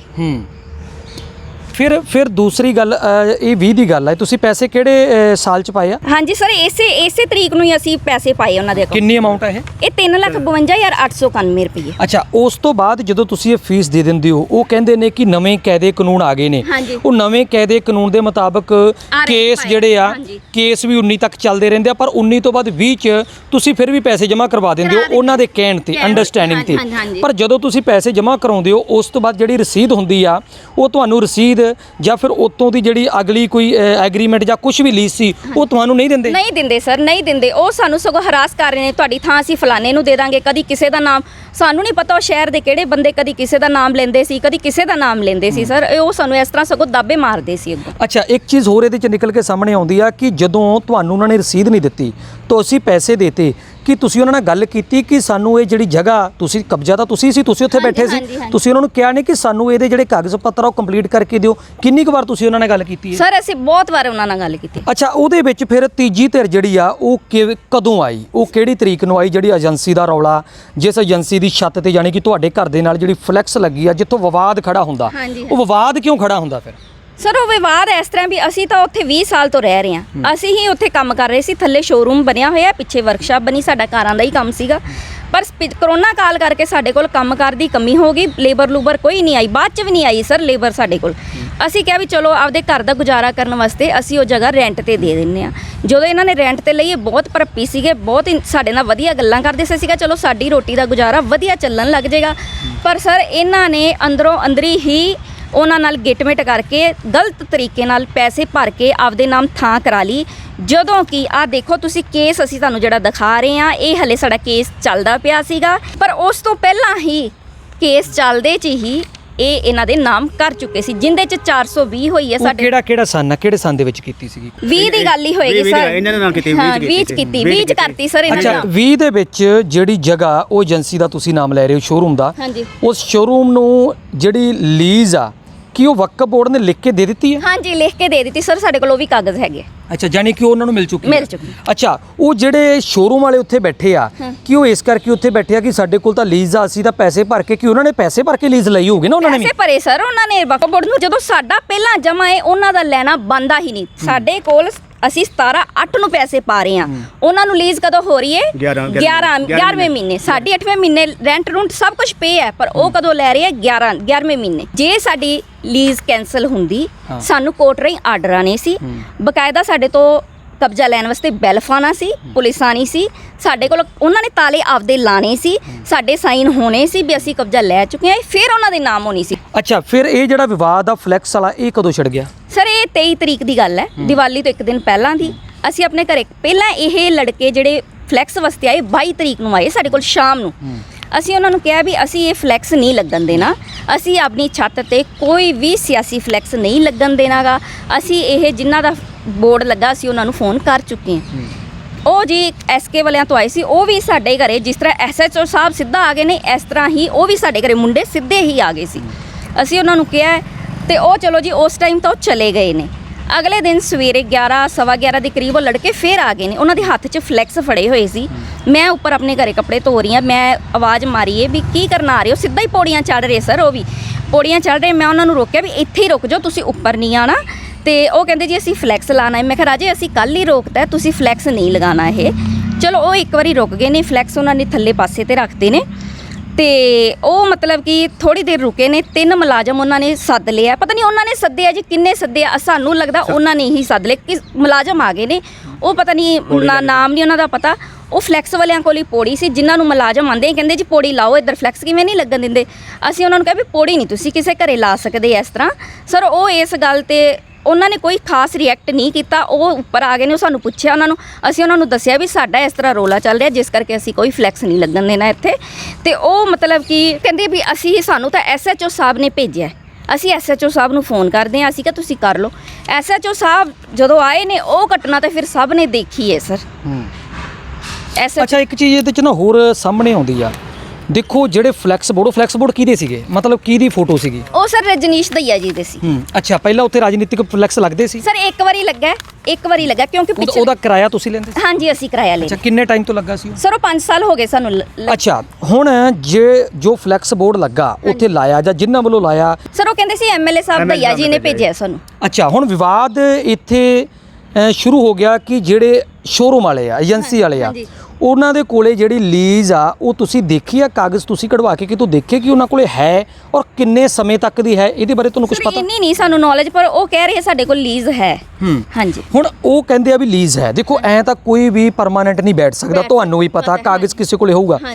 ਅਗਰ ਉਹਨਾਂ ਕੋਲੇ ਵੀ ਲੀਜ਼ ਆ ਤੇ ਤੁਸੀਂ ਵੀ ਕਹਿੰਦੇ ਹੋ ਵੀ ਸਾਡੇ ਕੋਲੇ ਵੀ 2014 ਤੱਕ ਰਹੀ ਆ ਤੇ 19 ਤੱਕ ਕੇਸ ਰਿਹਾ ਤੇ ਉਦੋਂ ਬਾਅਦ ਫੀਸ ਆ ਗਈ, ਉਦੋਂ ਬਾਅਦ ਤੁਸੀਂ ਚਲੋ ਨਿਊਟਰਲ ਹੋ ਗਏ। ਤੁਸੀਂ ਉਹ ਵੀ ਕਹਿ ਰਹੇ ਆ ਵੀ ਸਾਡੀ ਵੀ ਜਗ੍ਹਾ, ਤੁਸੀਂ ਕਹਿ ਰਹੇ ਹੋ ਸਾਡੀ ਵੀ ਜਗ੍ਹਾ, ਯਾਨੀ ਕਿ ਦੋ ਵਿਵਾਦ ਨੇ, ਦੋ ਪਾਰਟੀਆਂ ਨੇ, ਦੋਵੇਂ ਪਾਰਟੀਆਂ ਕਹਿ ਰਹੇ ਆ, ਤੁਸੀਂ ਕਹਿ ਰਹੇ ਹੋ ਸਾਡੀ ਜਗ੍ਹਾ, ਉਹ ਕਹਿ ਰਿਹਾ ਸਾਡੀ ਵੀ ਜਗ੍ਹਾ, ਕਿਉਂਕਿ ਉਹ ਕਹਿੰਦੇ ਅਸੀਂ ਵੀ ਪੈਸੇ ਭਰੇ ਆ, ਲੀਜ਼ ਸਾਡੇ ਕੋਲੇ ਆ। ਤੁਸੀਂ ਕਹਿ ਰਹੇ ਹੋ ਸਾਡੀ ਲਗਾਤਾਰ ਪਿੱਛੋਂ ਚੱਲਦੀ ਆ ਰਹੀ ਸੀ ਪੁਰਾਣੀ, ਤੇ ਹੱਕ ਸਾਡਾ ਬਣਦਾ ਸੀਗਾ, ਅਸੀਂ ਫੀਸ ਉਹਨਾਂ ਤੋਂ ਪਹਿਲਾਂ ਭਰੀ ਤੇ ਉਹਨਾਂ ਦਾ ਹੱਕ ਬਾਅਦ ਚ ਬਣਦਾ ਸੀ। ਪਰ ਹੁਣ ਇਹ ਵਿਵਾਦ ਕਿਵੇਂ ਖਤਮ ਹੋ ਸਕਦਾ? ਤੁਹਾਨੂੰ ਕੀ ਲੱਗਦਾ ਫਿਰ ਜਿਹੜੇ ਸ਼ੋਰੂਮ ਵਾਲੇ ਬੈਠੇ ਆ ਉਹਨਾਂ ਨੇ ਧੱਕਾ ਕੀਤਾ ਜਾਂ ਫਿਰ ਐਮਐਲਏ ਨੇ ਧੱਕਾ ਕੀਤਾ? ਸਰ ਇਹ ਸਾਰੇ ਰਲ ਮਿਲ ਕੇ ਧੱਕਾ ਕਰ ਰਹੇ। ਸਰ ਇਹ ਕਰਵਾ ਕੌਣ ਰਿਹਾ ਹੈ? ਇਹ ਸਿਆਸੀ ਪਾਰਟੀਆਂ ਸਾਡੇ ਨਾਲ ਕਰਵਾ ਰਹੀਆਂ, ਐਮਐਲਏ ਸਾਹਿਬ ਕਰਵਾ ਰਹੇ। ਸਰ ਦੇਖੋ ਇੰਨੀ ਕਿਸੇ ਦੀ ਪਾਵਰ ਨਹੀਂ, ਇੰਨੀ ਪੁਲਿਸ 'ਚ ਵੀ ਪਾਵਰ ਨਹੀਂ ਵੀ ਉਹ ਕਿਸੇ ਦੇ ਘਰੇ ਸਿੱਧੀ ਆ ਜਾਊਗੀ ਬਿਨਾਂ ਕਿਸੇ ਨੋਟਿਸ ਤੋਂ, ਬਿਨਾਂ ਕਿਸੇ ਕਾਰਨ ਤੋਂ। ਇਹ ਸਭ ਕੁਝ ਕੌਣ ਕਰਵਾ ਰਿਹਾ? ਐਮਐਲਏ ਸਾਹਿਬ ਕਰਵਾ ਰਹੇ। ਐਮਐਲਏ ਆਮ ਆਦਮੀ ਪਾਰਟੀ ਦੇ ਐਮਐਲਏ ਆ, ਆਮ ਲੋਕਾਂ ਦੀ ਗੱਲ ਕਰਦੇ ਆ ਸਾਰੇ, ਪਰ ਕੀ ਤੁਸੀਂ ਆਪਦੀ ਗੱਲ ਲੈ ਕੇ ਉਹਨਾਂ ਕੋਲੇ ਗਏ ਨਹੀਂ, ਬੈਠੇ ਨਹੀਂ, ਕਿਹਾ ਨਹੀਂ ਕਿ ਸਾਡੀ ਜਗ੍ਹਾ, ਸਾਡਾ ਇਹਦੇ ਤੇ ਸਾਨੂੰ ਇਨਸਾਫ ਦਿਵਾਓ? ਕੋਈ ਗੱਲ ਨਹੀਂ ਕੀਤੀ ਐਮਐਲਏ ਦੇ ਨਾਲ? ਉਹਨਾਂ ਨੇ ਸਾਨੂੰ ਸੱਦਿਆ ਸੀਗਾ, ਅਸੀਂ ਗਏ ਸੀ ਸਰ ਉਹਨਾਂ ਕੋਲ, ਉਹਨਾਂ ਨੇ ਸਾਨੂੰ ਸੱਦਿਆ ਸੀ, ਅਸੀਂ ਗਏ ਸੀ, ਪਰ ਉੱਥੇ ਉਹਨਾਂ ਨੇ ਸਾਨੂੰ ਬਿਲਕੁਲ ਬੋਲਣ ਹੀ ਨਹੀਂ ਦਿੱਤਾ, ਸਾਨੂੰ ਦਬਾ ਦਿੱਤਾ ਗਿਆ। ਉੱਥੇ ਉਹਨਾਂ ਦੀ ਹੀ ਪਾਰਟੀ ਦੇ ਬੰਦੇ ਬੈਠੇ ਸੀ। ਸਿਰਫ ਗਏ ਕੌਣ ਸੀ? ਮੈਂ ਤੇ ਮੇਰੇ ਹਸਬੰਡ ਹੀ ਗਏ ਸੀਗੇ। ਸਾਨੂੰ ਸਰ ਉਹਨਾਂ ਨੇ ਬੋਲਣ ਨਹੀਂ ਦਿੱਤਾ। ਉਹ ਆਪਣੇ ਆਪ ਹੀ ਕਹੀ ਗਏ ਮੈਂ ਤੁਹਾਡਾ ਫੈਸਲਾ ਕਰਤਾ, ਮੈਂ ਤੁਹਾਡਾ ਫੈਸਲਾ ਕਰਤਾ।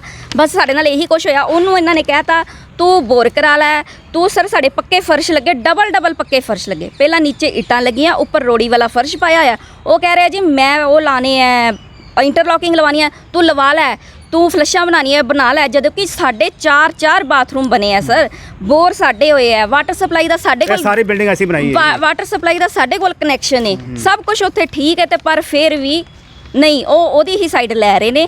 ਯਾਨੀ ਕਿ ਜੇ ਉਹ ਫੈਸਲਾ ਸਾਡਾ ਕਰਦੇ, ਉਹ ਕਹਿ ਦਿੰਦੇ ਵੀ ਤੁਹਾਡਾ ਜਿੰਨੀ ਦੇਰ ਵੀ ਨਿਬੜਦਾ ਨਹੀਂਗਾ, ਤੁਹਾਡਾ ਜਿੰਨੀ ਦੇਰ ਆਪਸ 'ਚ ਸੌਰਟ ਆਊਟ ਨਹੀਂ ਹੁੰਦਾ, ਨਾ ਇਹ ਕੁਝ ਕਰੇਗਾ ਨਾ ਤੁਸੀਂ ਕੁਝ ਕਰੋਗੇ।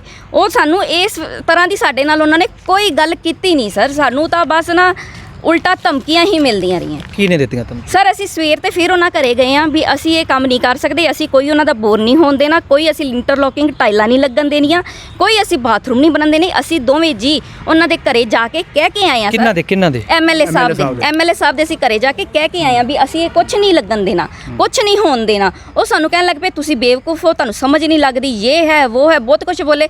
ਸਾਨੂੰ ਕਹਿ ਰਹੇ ਤੁਹਾਡੇ ਅਰੈਸਟ ਵਾਰੰਟ ਆਏ ਹੋਏ ਨੇ। ਅਸੀਂ ਉਹਨਾਂ ਨੂੰ ਉੱਥੇ ਹੀ ਕਿਹਾ ਸਾਨੂੰ ਇੱਕ ਵਾਰੀ ਸਾਡੇ ਅਰੈਸਟ ਵਾਰੰਟ ਆਏ ਨੇ, ਸਾਨੂੰ ਵੀ ਅਰੈਸਟ ਵਾਰੰਟ ਦੀ ਕਾਪੀ ਦੇ ਦਿਓ। ਸਰ ਉਹ ਉੱਥੇ ਸਾਨੂੰ ਕਹਿ ਰਿਹਾ ਹੈ ਵੀ ਇਹ ਅਰੈਸਟ ਵਾਰੰਟ ਮੈਂ ਐਸਐਚਓ ਨੂੰ ਭੇਜ ਦਿਨਾ, ਸਮਾਨ ਤੁਹਾਡਾ ਚੱਕ ਕੇ ਬਾਹਰ ਮਾਰੇਗਾ ਤੇ ਤੁਹਾਨੂੰ ਅਰੈਸਟ ਵਾਰੰਟ ਦਿਖ ਜਾਣਗੇ। ਅੱਛਾ, ਹੁਣ ਕਿਸਾਨ ਯੂਨੀਅਨ ਵੀ ਤੁਹਾਡੇ ਹੱਕ ਦੇ ਵਿੱਚ ਨਿਤਰੀਆ ਹਰਨੇਕ ਮਹਿਮਾ ਆਏ ਨੇ, ਉਹਨਾਂ ਦੇ ਵੱਲੋਂ ਲਾਈਵ ਹੋਇਆ ਗਿਆ ਬਕਾਇਦਾ ਛੱਤ ਦੇ ਉੱਪਰ ਜਿਹੜੇ ਫਲੈਕਸ ਦਾ ਵਿਵਾਦ ਸੀਗਾ, ਉਸ ਫਲੈਕਸ ਨੂੰ ਸ਼ਾਇਦ ਪਾੜਿਆ ਵੀ ਗਿਆ। ਹਾਂਜੀ, ਲਾ ਕੇ ਕੀ ਲੱਗਦਾ ਕਿ ਉਹ ਕਿਸਾਨ ਯੂਨੀਅਨ ਤੁਸੀਂ ਬੁਲਾਈ ਸੀ, ਉਹ ਆਏ ਸੀ ਜਾਂ ਤੁਹਾਡੀ ਮਦਦ ਡਾਇਰੈਕਟ ਕਰ ਰਹੇ ਆ? ਸਰ ਸਾਡੀ ਉਹ ਮਦਦ ਕਰ ਰਹੇ ਆ, ਕਿਉਂਕਿ ਜਦੋਂ ਸਾਨੂੰ ਇਹ ਵਾਲੀ ਧਮਕੀ ਮਿਲ ਗਈ ਸੀ ਵੀ ਤੁਹਾਡਾ ਸਮਾਨ ਚੱਕ ਕੇ ਬਾਹਰ ਮਾਰਾਂਗੇ, ਸਰ ਅਸੀਂ ਡਰ ਗਏ ਸੀ। ਕਿਉਂਕਿ ਦੇਖੋ ਜਿਹੜੀ ਮੌਕੇ ਦੀ ਸਰਕਾਰ ਹੀ ਸਾਡੀ ਮਦਦ ਨਹੀਂ ਕਰ ਰਹੀ, ਅਸੀਂ ਕਿੱਥੇ ਜਾਵਾਂਗੇ ਸਰ? ਕਿੰਦੇ ਕੋਲੋਂ ਮਦਦ ਮੰਗੀਏ? ਅਸੀਂ ਇੰਨੇ ਤਗੜੇ ਨਹੀਂ ਹੈਗੇ ਵੀ ਅਸੀਂ ਕਿਸੇ ਦੀ ਮਦਦ ਅਸੀਂ ਕਿੰਦੇ ਕੋਲੋਂ ਮਦਦ ਮੰਗੀਏ? ਸਾਨੂੰ ਕੋਈ ਸਮਝ ਨਹੀਂ ਲੱਗੀ ਸਰ। ਸਾਡੇ ਜਿੱਧਰ ਪੈਰ ਲਗਾਏ ਅਸੀਂ ਤੁਰੀ ਗਏ ਆ ਸਰ ਆਪਦੀ ਜਗ੍ਹਾ ਬਚਾਉਣ ਵਾਸਤੇ, ਕਿਉਂਕਿ ਇਹ ਜਗ੍ਹਾ ਅਸੀਂ ਆਪਦੀ ਪਿੰਡ ਸਾਰੀ ਜਾਇਦਾਦ ਵੇਚ ਕੇ ਸਭ ਕੁਝ ਕਰਕੇ ਅਸੀਂ ਇਹ ਬਣਾਈ ਸੀ। ਸਾਨੂੰ ਨਹੀਂ ਪਤਾ ਸੀ ਸਾਡੇ ਨਾਲ ਸਿਆਸੀ ਪਾਰਟੀਆਂ ਜਾਂ ਰਾਜਨੀਤਿਕ ਪਾਰਟੀਆਂ ਆ ਕੁਝ ਕਰਨਗੇ। ਇਹ ਸਰਕਾਰਾਂ ਲਿਆਉਣ ਵਿੱਚ ਅਸੀਂ ਵੀ ਮਦਦ ਕੀਤੀ ਹੈ, ਅਸੀਂ ਵੀ ਵੋਟਾਂ ਪਾਈਆਂ ਨੇ। ਅਸੀਂ ਹੁਣ ਕੀ ਕਰੀਏ ਸਰ? ਸਾਨੂੰ ਦੱਸੋ। ਅਸੀਂ ਆਪਦੀ ਮਦਦ ਵਾਸਤੇ ਭੱਜੇ ਗਏ, ਪਰ ਸਾਨੂੰ ਉਸ ਟਾਈਮ ਮਹਿਮਾ ਜੀ ਨੇ ਮਦਦ ਕੀਤੀ ਹੈ ਸਰ। ਅਸੀਂ ਕਹਿੰਦੇ, ਅਸੀਂ ਖੁੱਲ੍ਹ ਕੇ ਕਹਿੰਦੇ, ਅਸੀਂ ਉਹਨਾਂ ਦਾ ਸ਼ੁਕਰੀਆ ਅਦਾ ਕਰਦੇ ਹਾਂ।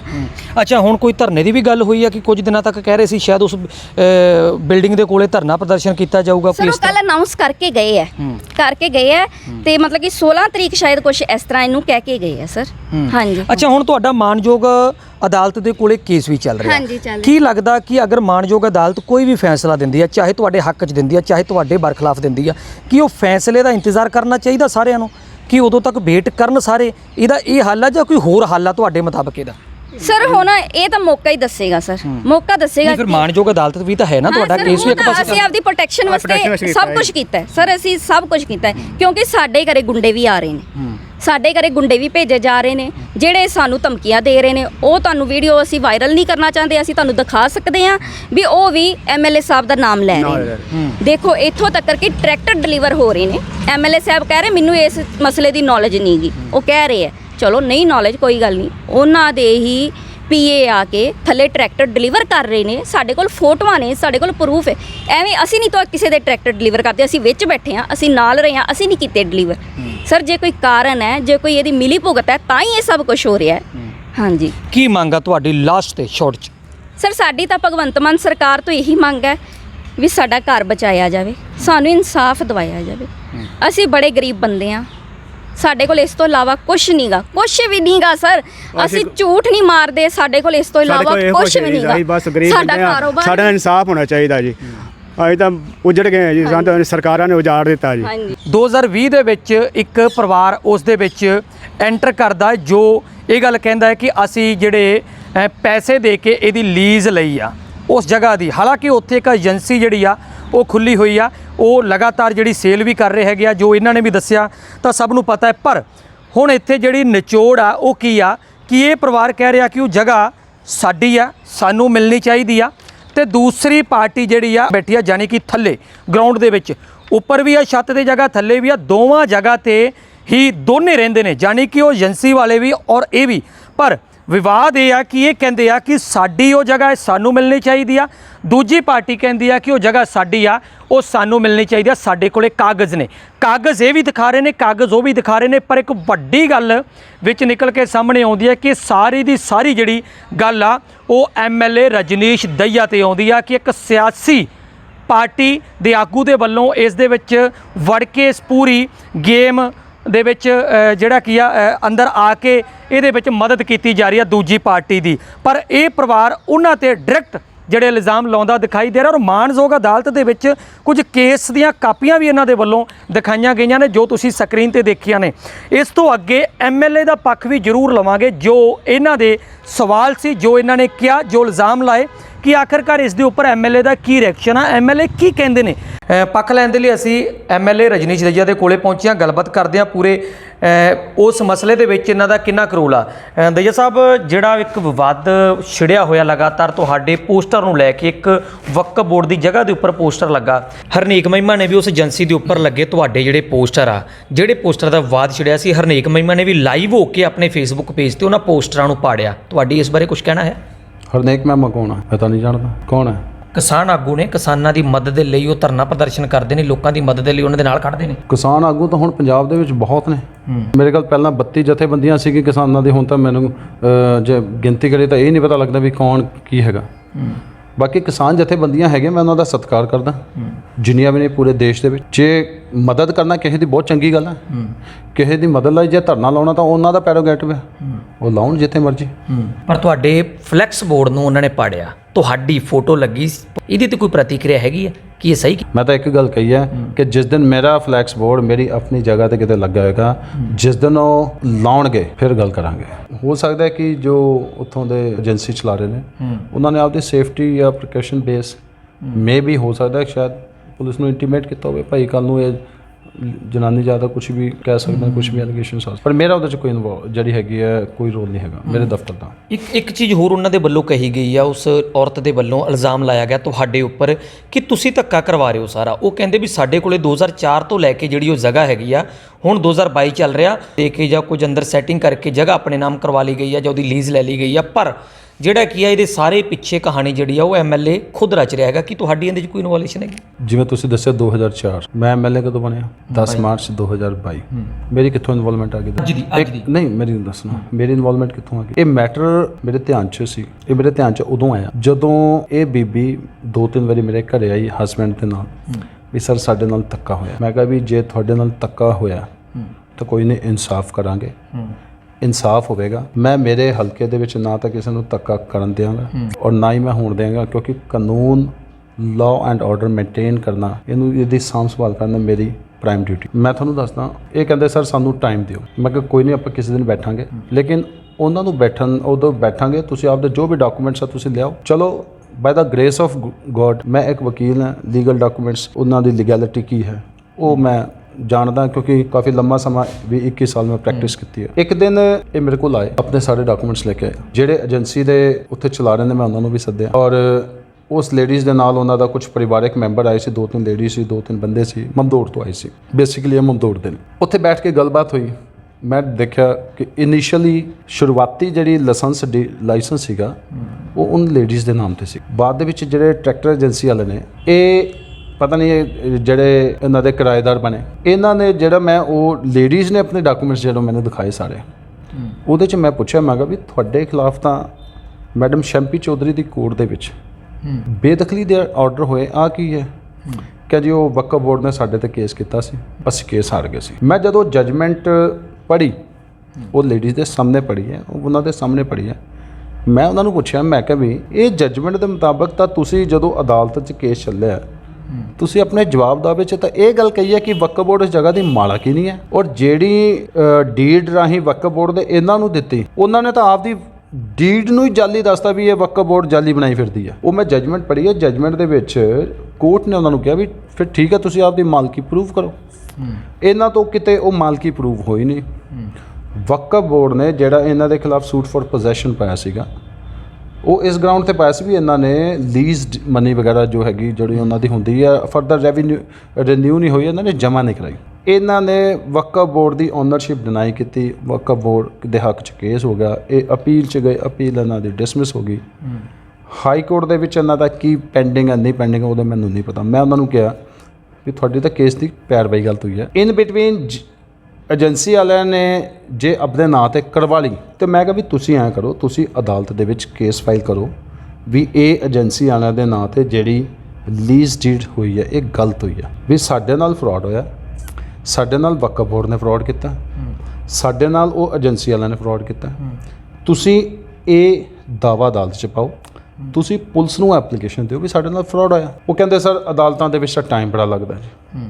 ਮੈਂ ਕਿਹਾ ਵੀ ਹੁਣ ਜਿਹੜੀ ਕੋਰਟ ਦੀ ਪਾਵਰ ਤਾਂ ਕੋਰਟ ਦੀ। ਇਹ ਦਰਅਸਲ ਮੈਥੋਂ ਚਾਹੁੰਦੇ ਸੀ ਵੀ ਸਰਕਾਰ ਤੁਹਾਡੀ ਹੈ, ਤੁਸੀਂ ਆਪਣਾ ਸਰਕਾਰ ਦਾ ਤੇ ਤੁਸੀਂ ਆਪਦਾ ਤੌਰ ਤਰੀਕਾ ਵਰਤ ਕੇ ਤੁਸੀਂ ਸਾਡੀ ਉਹ ਏਜੰਸੀ ਖਾਲੀ ਕਰਵਾਓ ਤੇ ਅਸੀਂ ਤੁਹਾਨੂੰ ਜੋ ਕਹੋਗੇ ਅਸੀਂ ਕਰ ਦਿਆਂਗੇ। ਮੈਂ ਕਿਹਾ ਜੀ ਨਾ ਮੈਂ ਰਿਸ਼ਵਤ ਲੈਣਾ, ਨਾ ਮੈਂ ਕਦੇ ਲਈ, ਔਰ ਜੇ ਤੁਸੀਂ ਇਹ ਗੱਲ ਕਰਨੀ ਸੀ ਨਾ ਤਾਂ ਫਿਰ ਪੁਰਾਣੀਆਂ ਸਰਕਾਰਾਂ ਸੀਗੀ ਤੁਹਾਡੇ ਕੋਲ, ਤੁਹਾਡਾ ਮੈਟਰ ਇੰਨੇ ਟਾਈਮ ਤੋਂ ਚੱਲ ਰਿਹਾ, ਫਿਰ ਪੁਰਾਣੀਆਂ ਸਰਕਾਰਾਂ ਸੀ ਜਿੱਥੇ ਉਹ ਕੰਮ ਚੱਲਦਾ ਸੀ ਤਾਂ ਤੁਸੀਂ ਕਰਾ ਲੈਂਦੇ। ਮੈਂ ਕਿਹਾ ਵੀ ਤੁਹਾਡਾ ਮੈਟਰ ਸਿਰਫ ਹਾਈ ਜਿਹੜਾ ਹੈਗਾ ਆਨਰੇਬਲ ਕੋਰਟ ਦਾ ਹੈ, ਤੁਸੀਂ ਜਾਓ, ਜੇ ਏਜੰਸੀ ਵਾਲਿਆਂ ਨੇ ਫਰਾਡ ਕੀਤਾ ਐਸਐਸਪੀ ਨੂੰ ਐਪਲੀਕੇਸ਼ਨ ਦਿਓ, ਜੇ ਫਰਾਡ ਆਪਦਾ ਸਾਬਤ ਕਰੋ ਉਹਨਾਂ ਤੇ ਪਰਚਾ ਕਰਾਓ, ਕੋਰਟ ਜਾਣੇ ਉਹ ਜਾਣੇ। ਇਹਦੇ 'ਚ ਦੇਖਿਆ ਜਾਵੇ ਤਾਂ ਜਿਹੜੀ ਵਕਫ ਬੋਰਡ ਦੀ ਜਗ੍ਹਾ ਜਿਵੇਂ ਇਹਦੇ 'ਚ ਨਿਚੋੜ ਨਿਕਲਿਆ, ਉਹ ਪਰਿਵਾਰ ਕਹਿੰਦਾ ਕਿ ਸਾਨੂੰ ਲੀਜ਼ ਦਿੱਤੀ ਸੀ, ਏਜੰਸੀ ਕਹਿੰਦੀ ਆ ਸਾਨੂੰ ਲੀਜ਼ ਦਿੱਤੀ ਸੀ, ਪਰ ਕਿਤੇ ਨਾ ਕਿਤੇ ਰੋਲ ਜਿਹੜਾ ਉਹ ਤਾਂ ਵਕਫ ਬੋਰਡ ਦਾ ਹੀ ਆਉਂਦਾ ਨਾ। ਮੈਂ ਉਹੀ ਤਾਂ ਕਹਿ ਰਿਹਾ ਨਾ, ਮੈਂ ਵੀ ਉਹਨਾਂ ਨੂੰ ਇਹੀ ਗੱਲ ਸਮਝਾਈ ਸੀ ਵੀ ਜੇ ਵਕਫ ਬੋਰਡ ਨੇ ਫਰਾਡ ਕੀਤਾ ਤੇ ਵਕਫ ਬੋਰਡ ਤੇ ਦਿਓ ਐਪਲੀਕੇਸ਼ਨ, ਜੇ ਏਜੰਸੀ ਵਾਲਿਆਂ ਨੇ ਕੀਤਾ ਤਾਂ ਏਜੰਸੀ ਵਾਲਿਆਂ ਦੇ ਖਿਲਾਫ ਐਪਲੀਕੇਸ਼ਨ, ਔਰ ਜਿਹੜੀ ਏਜੰਸੀ ਵਾਲਿਆਂ ਦੇ ਨਾਂ ਤੇ ਜੇ ਵਕਫ ਬੋਰਡ ਨੇ ਲੀਜ਼ ਡੀਡ ਤਿਆਰ ਕੀਤੀ ਹੈ ਜਾਂ ਉਹਨਾਂ ਦੇ ਫੇਵਰ 'ਚ ਕੀਤੀ ਤੇ ਉਹਨੂੰ ਕੋਰਟ 'ਚ ਚੈਲੰਜ ਕਰ ਦਿਓ। ਦੇਖੋ ਜਿਹੜੀ ਕੋਰਟ ਨੇ ਫਾਈਂਡਿੰਗ ਦੇਣੀ ਹੈ, ਤੁਹਾਡੇ ਹੱਕ 'ਚ ਡਿਕਰੀ ਹੋ ਗਈ, ਉਹਦੀ ਲੀਜ਼ ਡੀਡ ਕੈਂਸਲ ਹੋ ਜਾਣੀ ਹੈ, ਉਹਨਾਂ ਦਾ ਫਰਾਡ ਕੋਰਟ 'ਚ ਸਾਬਤ ਕਰੋ, ਅਗਲੇ ਸਜ਼ਾ ਹੋਣ, ਕੈਦ ਹੋਣ, ਉਹਨਾਂ ਉਹ ਜੋ ਕੋਰਟ ਦੀ ਜਜਮੈਂਟ ਹੋਏਗੀ ਉਹਦੇ ਅਕੋਰਡਿੰਗ ਹੋਏਗਾ। ਪਰ ਮੈਨੂੰ ਨਹੀਂ ਲੱਗਦਾ ਕਿ ਇਹਨਾਂ ਨੇ ਉਸ ਲੀਜ਼ ਡੀਡ ਨੂੰ ਕਿਸੇ ਵੀ ਮਾਨਯੋਗ ਅਦਾਲਤ 'ਚ ਚੈਲੰਜ ਕੀਤਾ, ਕਿਉਂਕਿ ਮੈਨੂੰ ਨਹੀਂ ਲੱਗਦਾ ਇਹਨਾਂ ਨੇ ਕੋਈ ਕੇਸ ਫਾਈਲ ਕੀਤਾ। ਮੈਨੂੰ ਨਹੀਂ ਲੱਗਦਾ ਕਿ ਇਹਨਾਂ ਨੇ ਐਸਐਸਪੀ ਦਫ਼ਤਰ ਦੇ ਵਿੱਚ ਉਹਨਾਂ ਨਾਲ ਹੋਏ ਫਰਾਡ ਸੰਬੰਧੀ ਵਕਫ ਬੋਰਡ ਦੇ ਖਿਲਾਫ ਜਾਂ ਏਜੰਸੀ ਵਾਲਿਆਂ ਦੇ ਖਿਲਾਫ ਕੋਈ ਐਪਲੀਕੇਸ਼ਨ ਦਿੱਤੀ। ਇਹ ਦਰਅਸਲ ਮੇਰੇ ਤੋਂ ਇਹ ਚਾਹੁੰਦੇ ਸੀਗੇ ਕਿ ਤੁਸੀਂ ਸਰਕਾਰ ਦਾ ਆਪਦਾ ਤੌਰ ਤਰੀਕਾ ਕਰਕੇ ਇਹਨਾਂ ਨੂੰ ਬਾਹਰ ਕੱਢੋ। ਮੈਂ ਕਿਹਾ ਜੀ ਮੈਂ ਕਾਨੂੰਨ ਹੱਥ 'ਚ ਨਹੀਂ ਲੈਣਾ, ਮੇਰਾ ਸੰਵਿਧਾਨਿਕ ਡਿਊਟੀ ਕਾਨੂੰਨ ਔਰ ਸੰਵਿਧਾਨ ਦੀ ਪਾਲਣਾ ਕਰਵਾਉਣਾ ਹੈ, ਤੋੜਨਾ ਨਹੀਂ। ਇੱਕ ਵਕੀਲ ਹੋਣ ਦੇ ਨਾਤੇ ਕਿਸੇ ਵੀ ਡਾਕੂਮੈਂਟਸ ਦੀ ਉਹਦੀ ਡਾਕੂਮੈਂਟਰੀ ਵੈਲਿਊ ਕੀ ਹੈ, ਕੋਰਟ ਦੀਆਂ ਜਜਮੈਂਟਸ ਨੇ ਉਹ ਜਜਮੈਂਟਸ ਦੀ ਐਵੀਡੈਂਟਰੀ ਵੈਲਿਊ ਕੀ ਹੈ, ਇਹ ਤਾਂ ਮੈਨੂੰ ਪਤਾ। ਇਹੀ ਗੱਲ ਮੈਂ ਜਦੋਂ ਮੇਰੇ ਮੀਟਿੰਗ ਦੇ ਵਿੱਚ ਬੈਠੇ ਸੀ ਮੈਂ ਕਿਹਾ ਸੀ, ਇੱਕ ਗੱਲ ਜ਼ਰੂਰ ਮੈਂ ਕਹੀ ਸੀ ਕਿ ਭਾਈ ਜਦੋਂ ਤੱਕ ਅਦਾਲਤ ਦੇ ਵਿੱਚ ਕੇਸ ਚੱਲੇਗਾ ਤੁਹਾਡਾ, ਤੁਸੀਂ ਇੱਕ ਦੂਜੇ ਦੇ ਖਿਲਾਫ ਜਿਹੜਾ ਹੈਗਾ ਕਿਸੇ ਨੂੰ ਮਾੜੀ ਸ਼ਬਦਾਵਲੀ ਨਹੀਂ ਬੋਲੋਗੇ, ਇਹ ਮੈਂ ਜ਼ਰੂਰ ਕਹੀ। ਪਰ ਉਹ ਤਾਂ ਇਹ ਕਹੀ ਜਾਂਦੇ ਆ ਕਿ ਐਮਐਲਏ ਤਾਂ ਗੁੰਡੇ ਭੇਜ ਰਿਹਾ, ਸਾਨੂੰ ਧਮਕੀਆਂ ਦਵਾ ਰਿਹਾ। ਮੈਂ ਕਹਿੰਦਾ ਜੀ ਜੇ ਕਿਤੇ ਇੱਕ ਵੀ ਗੱਲ ਸਾਬਤ ਹੋ ਜਾਏ ਕਿ ਰਜਨੀਸ਼ ਦਈਆ ਨੇ ਕਿਤੇ ਗੁੰਡੇ ਭੇਜੇ ਨੇ, ਉਹ ਜਨਾਨੀ ਦੀ ਜੁੱਤੀ ਹੋਵੇਗੀ, ਮੇਰਾ ਸਿਰ ਹੋਵੇਗਾ, ਸਰੇਆਮ ਚੌਂਕ 'ਚ ਮੈਨੂੰ ਜੁੱਤੀ ਮਾਰੇਗੀ, ਮੈਂ ਉਜਰ ਨਹੀਂ ਕਰਾਂਗਾ। ਉਹ ਕਹਿੰਦੇ ਆ ਐਮਐਲਏ ਦੇ ਜਿਹੜੇ ਪੀਏ ਆ ਉਸੇ ਏਜੰਸੀ ਦੇ ਵਿੱਚ ਜਾ ਕੇ ਟਰੈਕਟਰ ਵਿਕਾ ਰਹੇ ਆ, ਉਸੇ ਏਜੰਸੀ ਦੇ ਵਿੱਚ ਜਾ ਕੇ ਟਰੈਕਟਰ ਡਿਲੀਵਰ ਕਰ ਦਿੰਦੇ, ਉਹਨਾਂ ਦੇ ਫੋਟੋਆਂ ਆਉਂਦੀਆਂ ਨੇ, ਇਸ ਤਰ੍ਹਾਂ ਦੇ ਇਲਜ਼ਾਮ ਉਹ ਜਿਹੜੇ ਆ ਉਹਨਾਂ ਨੇ ਆ ਕੇ ਜਿਹੜੇ ਲਾਏ ਆ। ਦੇਖੋ ਮੇਰਾ ਹੁਣ ਸਟਾਫ ਹੈ, ਮੇਰੇ ਇਹ ਪੀਏ ਬਣੇ ਨੇ 6 ਮਹੀਨੇ ਤੋਂ 7 ਮਹੀਨੇ ਤੋਂ, ਕਿਸੇ ਨਾਲ ਕੋਈ ਭਾਈਵਾਲ, ਕਿਸੇ ਨਾਲ ਕੋਈ ਯਾਰੀ, ਕੋਈ ਕਿਸੇ ਨਾਲ ਦੋਸਤੀ, ਕੋਈ ਕਿਸੇ ਨਾਲ ਕੋਈ ਕਿਸੇ ਤਰੀਕੇ ਦਾ ਰਿਲੇਸ਼ਨਸ ਹੋ ਸਕਦਾ। ਇਹਦਾ ਮਤਲਬ ਇਹ ਤਾਂ ਨਹੀਂ ਕਿ ਇਹ ਸਾਰਾ ਕੁਝ ਮੈਂ ਕਰਾ ਰਿਹਾ। ਜੇ ਕਿਸੇ ਦੀ ਕੋਈ ਭਾਈਚਾਰਕ ਸਾਂਝ ਹੈ, ਕੋਈ ਕਿਸੇ ਦੇ ਘਰੇ ਆਉਣਾ ਜਾਣਾ ਹੈ, ਇਹਦਾ ਮਤਲਬ ਇਹ ਨਹੀਂ ਹੈ ਕਿ ਮੈਂ ਕਰਾ ਰਿਹਾ। ਕੱਲ੍ਹ ਨੂੰ ਐਲੀਗੇਸ਼ਨਸ ਤਾਂ ਮੇਰੇ ਤੇ ਕੋਈ ਵੀ ਲਗਾ ਦੂਗਾ। ਮੈਂ ਅੱਜ ਵੀ ਤਿਆਰ ਹਾਂ ਇਹ ਦੋਨਾਂ ਪਾਰਟੀਆਂ ਦੇ ਵਿੱਚ ਬੈਠਣ ਨੂੰ, ਭਾਵੇਂ ਆਪਦੇ 2 ਬੰਦੇ ਲਿਆਉਣ, ਭਾਵੇਂ 200 ਬੰਦੇ ਲਿਆਉਣ, ਦੋਨੋਂ ਪਾਰਟੀਆਂ ਦੇ ਵਿਚਕਾਰ ਮੈਂ ਅੱਜ ਵੀ ਬੈਠਣ ਨੂੰ ਤਿਆਰ ਹਾਂ। ਮੈਂ ਅੱਜ ਵੀ ਕਾਨੂੰਨ ਦੇ ਦਾਇਰੇ 'ਚ ਜੋ ਡਾਕੂਮੈਂਟਰੀ ਐਵੀਡੈਂਸ ਮੈਂ ਉਹਦੇ ਬਿਹਾਫ 'ਤੇ ਅੱਜ ਵੀ ਉਹਨਾਂ ਦੇ ਵਿੱਚ ਬੈਠ ਕੇ ਮੈਂ ਤਿਆਰ ਹਾਂ ਕਿ ਕੋਈ ਆਓ ਔਰ ਇਹਦਾ ਜੋ ਕਾਨੂੰਨੀ ਹੱਲ ਬਣਦਾ ਆਪਾਂ ਕਰ ਦਿੰਦੇ ਹਾਂ। ਜੇ ਮੇਰੇ ਤੋਂ ਨਹੀਂ ਕਰਾਉਣਾ ਤਾਂ ਫਿਰ ਮਾਨਯੋਗ ਅਦਾਲਤ ਹੈਗੀ ਹੈ, ਆਪਦੀ ਕੋਰਟ ਦੀ ਰੈਮਡੀਜ਼ ਤਾਂ ਉਹਨਾਂ ਕੋਲ ਹੈਗੀ ਹੈ ਨਾ। ਪਹਿਲਾਂ ਵੀ ਇੰਨੇ ਟਾਈਮ ਤੋਂ ਅਦਾਲਤਾਂ 'ਚ ਕੇਸ ਲੜੇ ਨੇ, ਲੈ ਲਓ। ਮੇਰੀ ਕਿਤੇ ਵੀ 0% ਇਨਵੋਲਵਮੈਂਟ ਜੇ ਕਿਤੇ ਸਾਬਤ ਕਰ ਦੇਣ ਮੈਂ ਗੁਨਾਹਗਾਰ, ਮੈਂ ਮੰਨ ਲਾਂਗਾ ਕਿ ਮੈਂ ਗੁਨਾਹਗਾਰ, ਜੇ ਮੇਰੀ 0% ਵੀ ਇਨਵੋਲਵਮੈਂਟ। ਕਹਿੰਦੇ ਆ ਕਿ ਅਸੀਂ ਐਮਐਲਏ ਦੇ ਕੋਲੇ ਗਏ, ਉਹਨਾਂ ਦੇ ਕੋਲੇ ਜਦੋਂ ਜਾ ਕੇ ਗੱਲ ਸ਼ੁਰੂ ਕੀਤੀ, ਐਮਐਲਏ ਨੇ ਪੈਂਦੀ ਸੱਟ ਕਿਹਾ ਕਿ ਤੁਹਾਡੇ ਤਾਂ ਅਰੈਸਟ ਵਾਰੰਟ ਨਿਕਲੇ ਹੋਏ ਆ, ਬਹੁਤ ਜਲਦੀ ਐਸਐਚਓ ਨੇ ਤਾਂ ਤੁਹਾਡਾ ਸਮਾਨ ਚੱਕ ਕੇ ਬਾਹਰ ਸੁੱਟ ਦੇਣਾ। ਬਿਲਕੁਲ ਗਲਤ। ਅਰੈਸਟ ਵਾਰੰਟ ਉਹਨਾਂ ਨੇ ਕੋਈ ਜੁਰਮ ਥੋੜੀ ਨਾ ਕੀਤਾ ਜਿਹੜਾ ਉਹਨਾਂ ਦੇ ਅਰੈਸਟ ਵਾਰੰਟ ਨਿਕਲਣ। ਐਗਜ਼ੀਕਿਊਸ਼ਨ ਦੇ ਵਿੱਚ ਜਿਹੜੀ ਕੋਰਟ ਦੀ ਜਜਮੈਂਟ ਦੀ ਕੰਪਲਾਈਂਸ ਵਾਸਤੇ ਐਗਜ਼ੀਕਿਊਸ਼ਨ ਫਾਈਲ ਹੁੰਦੀ ਹੈ, ਵਾਰੰਟ ਆਫ ਪੋਜੈਸ਼ਨ ਹੁੰਦਾ ਹੈ, ਨਾ ਕਿ ਵਾਰੰਟ ਆਫ ਅਰੈਸਟ ਹੁੰਦਾ। ਜਿੱਥੇ ਕਬਜ਼ੇ ਦਾ ਦਾਵਾ ਸੀ ਤਾਂ ਵਾਰੰਟ ਆਫ ਪੋਜੈਸ਼ਨ। ਹੁਣ ਉਹਨਾਂ ਨੇ ਇੱਕ ਗੱਲ ਕੀਤੀ ਵੀ ਅਸੀਂ ਪੈਸੇ ਜਮ੍ਹਾਂ ਕਰਾਏ ਨੇ। ਮੈਂ ਕਿਹਾ ਵੀ ਜੇ ਜਮ੍ਹਾਂ ਕਰਾਏ ਤਾਂ ਕੋਰਟ ਨੂੰ ਦੱਸੋ, ਮੈਨੂੰ ਦੱਸਣ ਨਾਲ ਤਾਂ ਕੋਈ ਫਾਇਦਾ ਨਹੀਂ ਹੋਣਾ। ਨਾ ਤਾਂ ਮੈਂ ਲੀਜ਼ ਡੀਡ ਏ ਨੂੰ ਚੱਕ ਕੇ ਬੀ ਨੂੰ ਦੇਣ ਦਾ ਮੇਰੇ ਕੋਲ ਅਧਿਕਾਰ ਹੈ, ਬੀ ਨੂੰ ਦੇ ਕੇ ਸੀ ਨੂੰ ਦੇਣ ਦਾ ਅਧਿਕਾਰ ਹੈ। ਵਕਫ ਬੋਰਡ ਦੀ ਪ੍ਰਾਪਰਟੀ ਵਕਫ ਬੋਰਡ ਜਾਣੇ, ਤੁਸੀਂ ਜਾਣੋ, ਉਹ ਏਜੰਸੀ ਵਾਲੇ ਜਾਣੋ। ਜੇ ਤੁਹਾਡੇ ਨਾਲ ਫਰਾਡ ਹੋਇਆ ਉਹਨਾਂ ਨੂੰ ਤੁਸੀਂ ਮੇਰੇ ਵੱਲੋਂ ਇੱਕ ਸਵਾਲ ਪੁੱਛ ਲਓ ਵੀ ਤੁਸੀਂ ਉਹਨਾਂ ਨਾਲ ਹੋਏ ਫਰਾਡ ਸੰਬੰਧੀ ਜੇ ਕਿਤੇ ਕੋਈ ਐਸਐਸਪੀ ਨੂੰ ਕਿਸੇ ਵੀ ਪੁਲਿਸ ਅਫਸਰ ਨੂੰ ਕੋਈ ਐਪਲੀਕੇਸ਼ਨ ਦਿੱਤੀ ਹੈ, ਉਹ ਐਪਲੀਕੇਸ਼ਨ ਔਨ ਰਿਕਾਰਡ ਲਿਆਓ। ਲੈ ਯਾਰ, ਮੈਂ ਉਹਨਾਂ ਨੂੰ ਦੇ ਨਾਲ ਜਾ ਕੇ ਐਸਐਸਪੀ ਨੂੰ ਕਹਾਂਗਾ ਵੀ ਇਹਦੇ ਨਾਲ ਫਰਾਡ ਆਇਆ, ਤੁਸੀਂ ਇਹਨਾਂ ਦੀ ਕਾਰਵਾਈ ਕਰੋ, ਮੈਂ ਚੱਲੂੰਗਾ ਨਾਲ।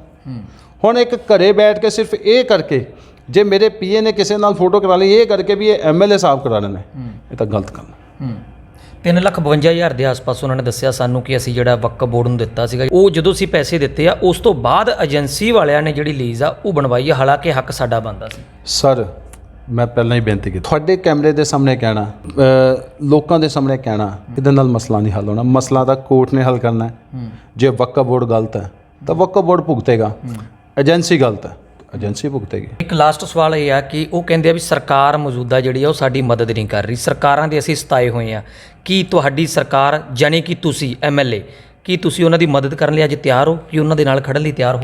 ਮੈਂ ਹੁਣੇ ਵੀ ਕਹਿ ਕੇ ਹਟਿਆ ਕਿ ਮੈਂ ਅੱਜ ਵੀ ਤਿਆਰ ਹਾਂ। ਆ ਜਾਣ ਦੋਨਾਂ ਪਾਰਟੀਆਂ ਨੂੰ, ਉਹ ਜਿਹੜਾ ਵੀ, ਉਹ ਮੈਂ ਉਹਨਾਂ ਨੂੰ ਖੁੱਲੀ ਛੁੱਟੀ ਦਿੰਦਾ। ਜਿਹੜੇ ਮਰਜ਼ੀ ਪਤਵੰਤੇ ਸੱਜਣ ਨੂੰ, ਜਿਹੜੇ ਮਰਜ਼ੀ ਅਹੁਦੇਦਾਰ ਨੂੰ, ਜਿਨ੍ਹਾਂ ਨਾਲ ਉਹਨਾਂ ਦੀ ਤਸੱਲੀ ਹੁੰਦੀ ਆ, ਉਹਨਾਂ ਨੂੰ ਲਿਆਉਣ, ਮੈਂ ਬੈਠਣ ਨੂੰ ਤਿਆਰ ਹਾਂ। ਮੇਰਾ ਕੰਮ ਹਲਕੇ ਦੇ ਲੋਕਾਂ ਦੀਆਂ ਸ਼ਿਕਾਇਤਾਂ ਸੁਣਨਾ। ਉਹ ਮੇਰੇ ਹਲਕੇ ਦੇ ਵੋਟਰ ਨੇ ਔਰ ਮੇਰਾ ਇਹ ਮੋਰਲ ਡਿਊਟੀ ਬਣਦੀ ਹੈ ਕਿ ਮੈਂ ਉਹਨਾਂ ਦੀ ਗੱਲ ਨੂੰ ਸੁਣਾ।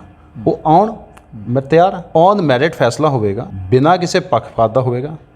ਜੋ ਦੋਸ਼ੀ ਹੋਏਗਾ ਕਾਨੂੰਨ ਦੇ ਦਾਇਰੇ ਦੇ ਵਿੱਚ ਜੋ ਬਣਦੀ ਕਾਰਵਾਈ ਆ ਉਹ ਕਰਵਾਉਂ। ਬਿਲਕੁਲ। ਤਾਂ ਐਮਐਲਏ ਰਜਨੀਸ਼ ਦਈਆ ਹਲਕਾ ਫਿਰੋਜ਼ਪੁਰ ਦਿਹਾਤੀ ਸਾਡੇ ਨਾਲ ਮੌਜੂਦ ਸੀਗੇ। ਜਿੰਨੇ ਵੀ ਇਲਜ਼ਾਮ ਇਹਨਾਂ ਦੇ ਉੱਪਰ ਉਸ ਪਰਿਵਾਰ ਦੇ ਵੱਲੋਂ ਲਾਏ ਗਏ ਸੀ, ਉਹ ਸਾਰੇ ਇਲਜ਼ਾਮ ਜਿਹੜੇ ਆ ਉਹ ਅਸੀਂ ਜਿਹੜੇ ਆ ਇਹਨਾਂ ਨੂੰ ਦੱਸਿਆ ਤੇ ਉਹਨਾਂ ਦਾ ਜਿਹੜਾ ਅੱਗੋਂ ਪੱਖ ਹੈਗਾ ਉਹ ਵੀ ਤੁਹਾਨੂੰ ਸੁਣਾਇਆ। ਤੁਸੀਂ ਇਹ ਪੂਰੀ ਵੀਡੀਓ ਨੂੰ ਦੇਖ ਕੇ ਤੁਸੀਂ ਵੀ ਨਿਚੋੜ ਕੱਢ ਕੇ ਕਮੈਂਟ ਬਾਕਸ ਦੇ ਵਿੱਚ ਆਪਣੀ ਰਾਏ ਜ਼ਰੂਰ ਲਿਖ ਸਕਦੇ। ਜਦੋਂ ਇਹਨਾਂ ਲੱਗੇ ਸਾਰੇ ਇਲਜ਼ਾਮਾਂ ਸੰਬੰਧੀ ਵਕਫ ਬੋਰਡ ਦਫ਼ਤਰ ਫਿਰੋਜ਼ਪੁਰ ਨਾਲ ਸੰਪਰਕ ਕੀਤਾ ਗਿਆ ਤਾਂ ਉਹਨਾਂ ਕਿਹਾ ਕਿ ਸਨ 2020 ਵਿੱਚ ਇਹ ਜਗ੍ਹਾ ਸਰਜੀਤ ਸਿੰਘ ਨੂੰ ਅਲਾਟ ਕੀਤੀ ਗਈ ਹੈ ਅਤੇ ਜਦੋਂ ਉਹਨਾਂ ਨੂੰ ਕਿਹਾ ਕਿ ਦੂਜੇ ਪਰਿਵਾਰ ਵੱਲੋਂ 3,52,000 ਕੁਝ ਰੁਪਏ ਆਪ ਜੀ ਦੇ ਦਫ਼ਤਰ ਜਮ੍ਹਾਂ ਕਰਵਾਏ ਗਏ ਹਨ ਜਾਂ ਨਹੀਂ, ਉਹਨਾਂ ਕਿਹਾ ਕਿ ਇਸ ਦੀ ਜਾਣਕਾਰੀ ਸਾਡੇ ਉੱਚ ਅਧਿਕਾਰੀ ਦੱਸ ਸਕਦੇ ਹਨ ਜੋ ਕਿ ਇਸ ਸਮੇਂ ਛੁੱਟੀ ਤੇ ਹਨ। ਬਾਈ ਜੀ, ਕੀ ਨਾਮ ਆ ਤੁਹਾਡਾ? ਮੇਰਾ ਨਾਮ ਹਰਜਿੰਦਰ ਹੈ। ਇਹ ਕਿਹੜੀ ਫਰਮ ਆ ਤੁਹਾਡੀ? ਸਰਦਾਰ ਹੈ ਗੁਰੂ ਜੀ। ਤੇ ਤੁਹਾਡੇ ਸਰਜੀਤ ਸਿੰਘ ਕੀ ਲੱਗਦੇ ਨੇ? ਮੇਰੇ ਡੈਡੀ ਜੀ ਨੇ। ਅੱਛਾ, ਜਿਹੜੀ ਉੱਪਰ ਤੁਹਾਡੀ ਛੱਤ ਤੇ ਜਿਹੜੀ ਬਿਲਡਿੰਗ 'ਚ ਤੁਸੀਂ ਏਜੰਸੀ ਖੋਲੀ, ਉੱਪਰ ਛੱਤ ਤੇ ਜਿਹੜਾ ਪਰਿਵਾਰ ਰਹਿੰਦਾ ਉਹਨਾਂ ਵੱਲੋਂ ਇਲਜ਼ਾਮ ਲਾਏ ਗਏ ਵੀ ਅਸੀਂ ਤੁਹਾਨੂੰ ਰੈਂਟ ਦੇ ਉੱਪਰ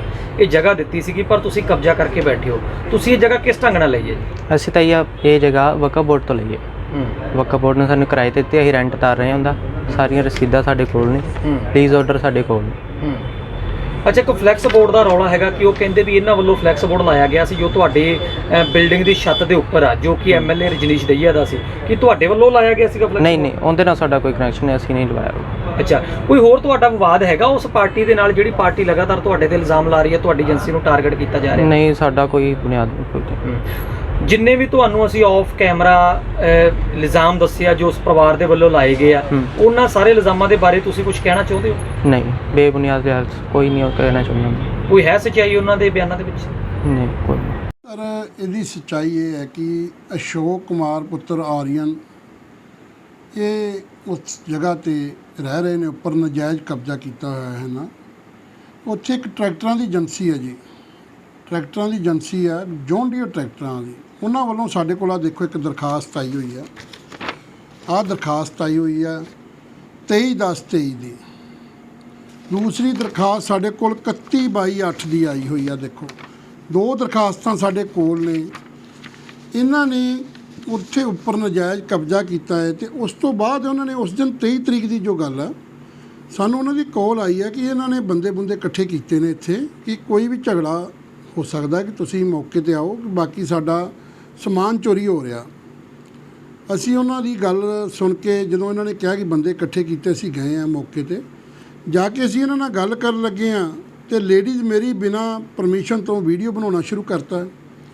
ਮੈਂ ਉਸ ਨੂੰ ਇਹ ਗੱਲ ਕਹਿ ਰਿਹਾ ਕਿ ਭੈਣ ਜੀ ਵੀਡੀਓ ਨਾ ਬਣਾਓ। ਫਿਰ ਜਦੋਂ ਇਹਨੇ ਛਿੱਤਰ ਚੱਕ ਕੇ ਮੇਰੇ ਵੱਲ ਮਾਰ ਲੱਗੀ ਹੈ ਤਾਂ ਮੈਂ ਅੱਗੇ ਹੱਥ ਕੀਤਾ ਹੈ, ਤੁਸੀਂ ਦੇਖਿਆ ਹੋਏਗਾ ਮੈਂ ਹੱਥ ਕੀਤਾ ਫੋਨ ਦੇ ਅੱਗੇ, ਤੇ ਕੋਈ ਕੁੱਟਮਾਰ ਨਹੀਂ ਹੋਈ ਕਿਸੇ ਤਰ੍ਹਾਂ ਦੀ। ਆ ਜਿਹੜੀਆਂ ਆਵਾਜ਼ਾਂ ਕੱਢ ਰਹੇ ਨੇ ਪਿੱਛੋਂ, ਇਹ ਐਡਿਟ ਕਰਕੇ ਬਿਲਕੁਲ ਗਲਤ ਤੇ ਬਿਲਕੁਲ ਨਾ ਬਣਿਆ ਜਾ।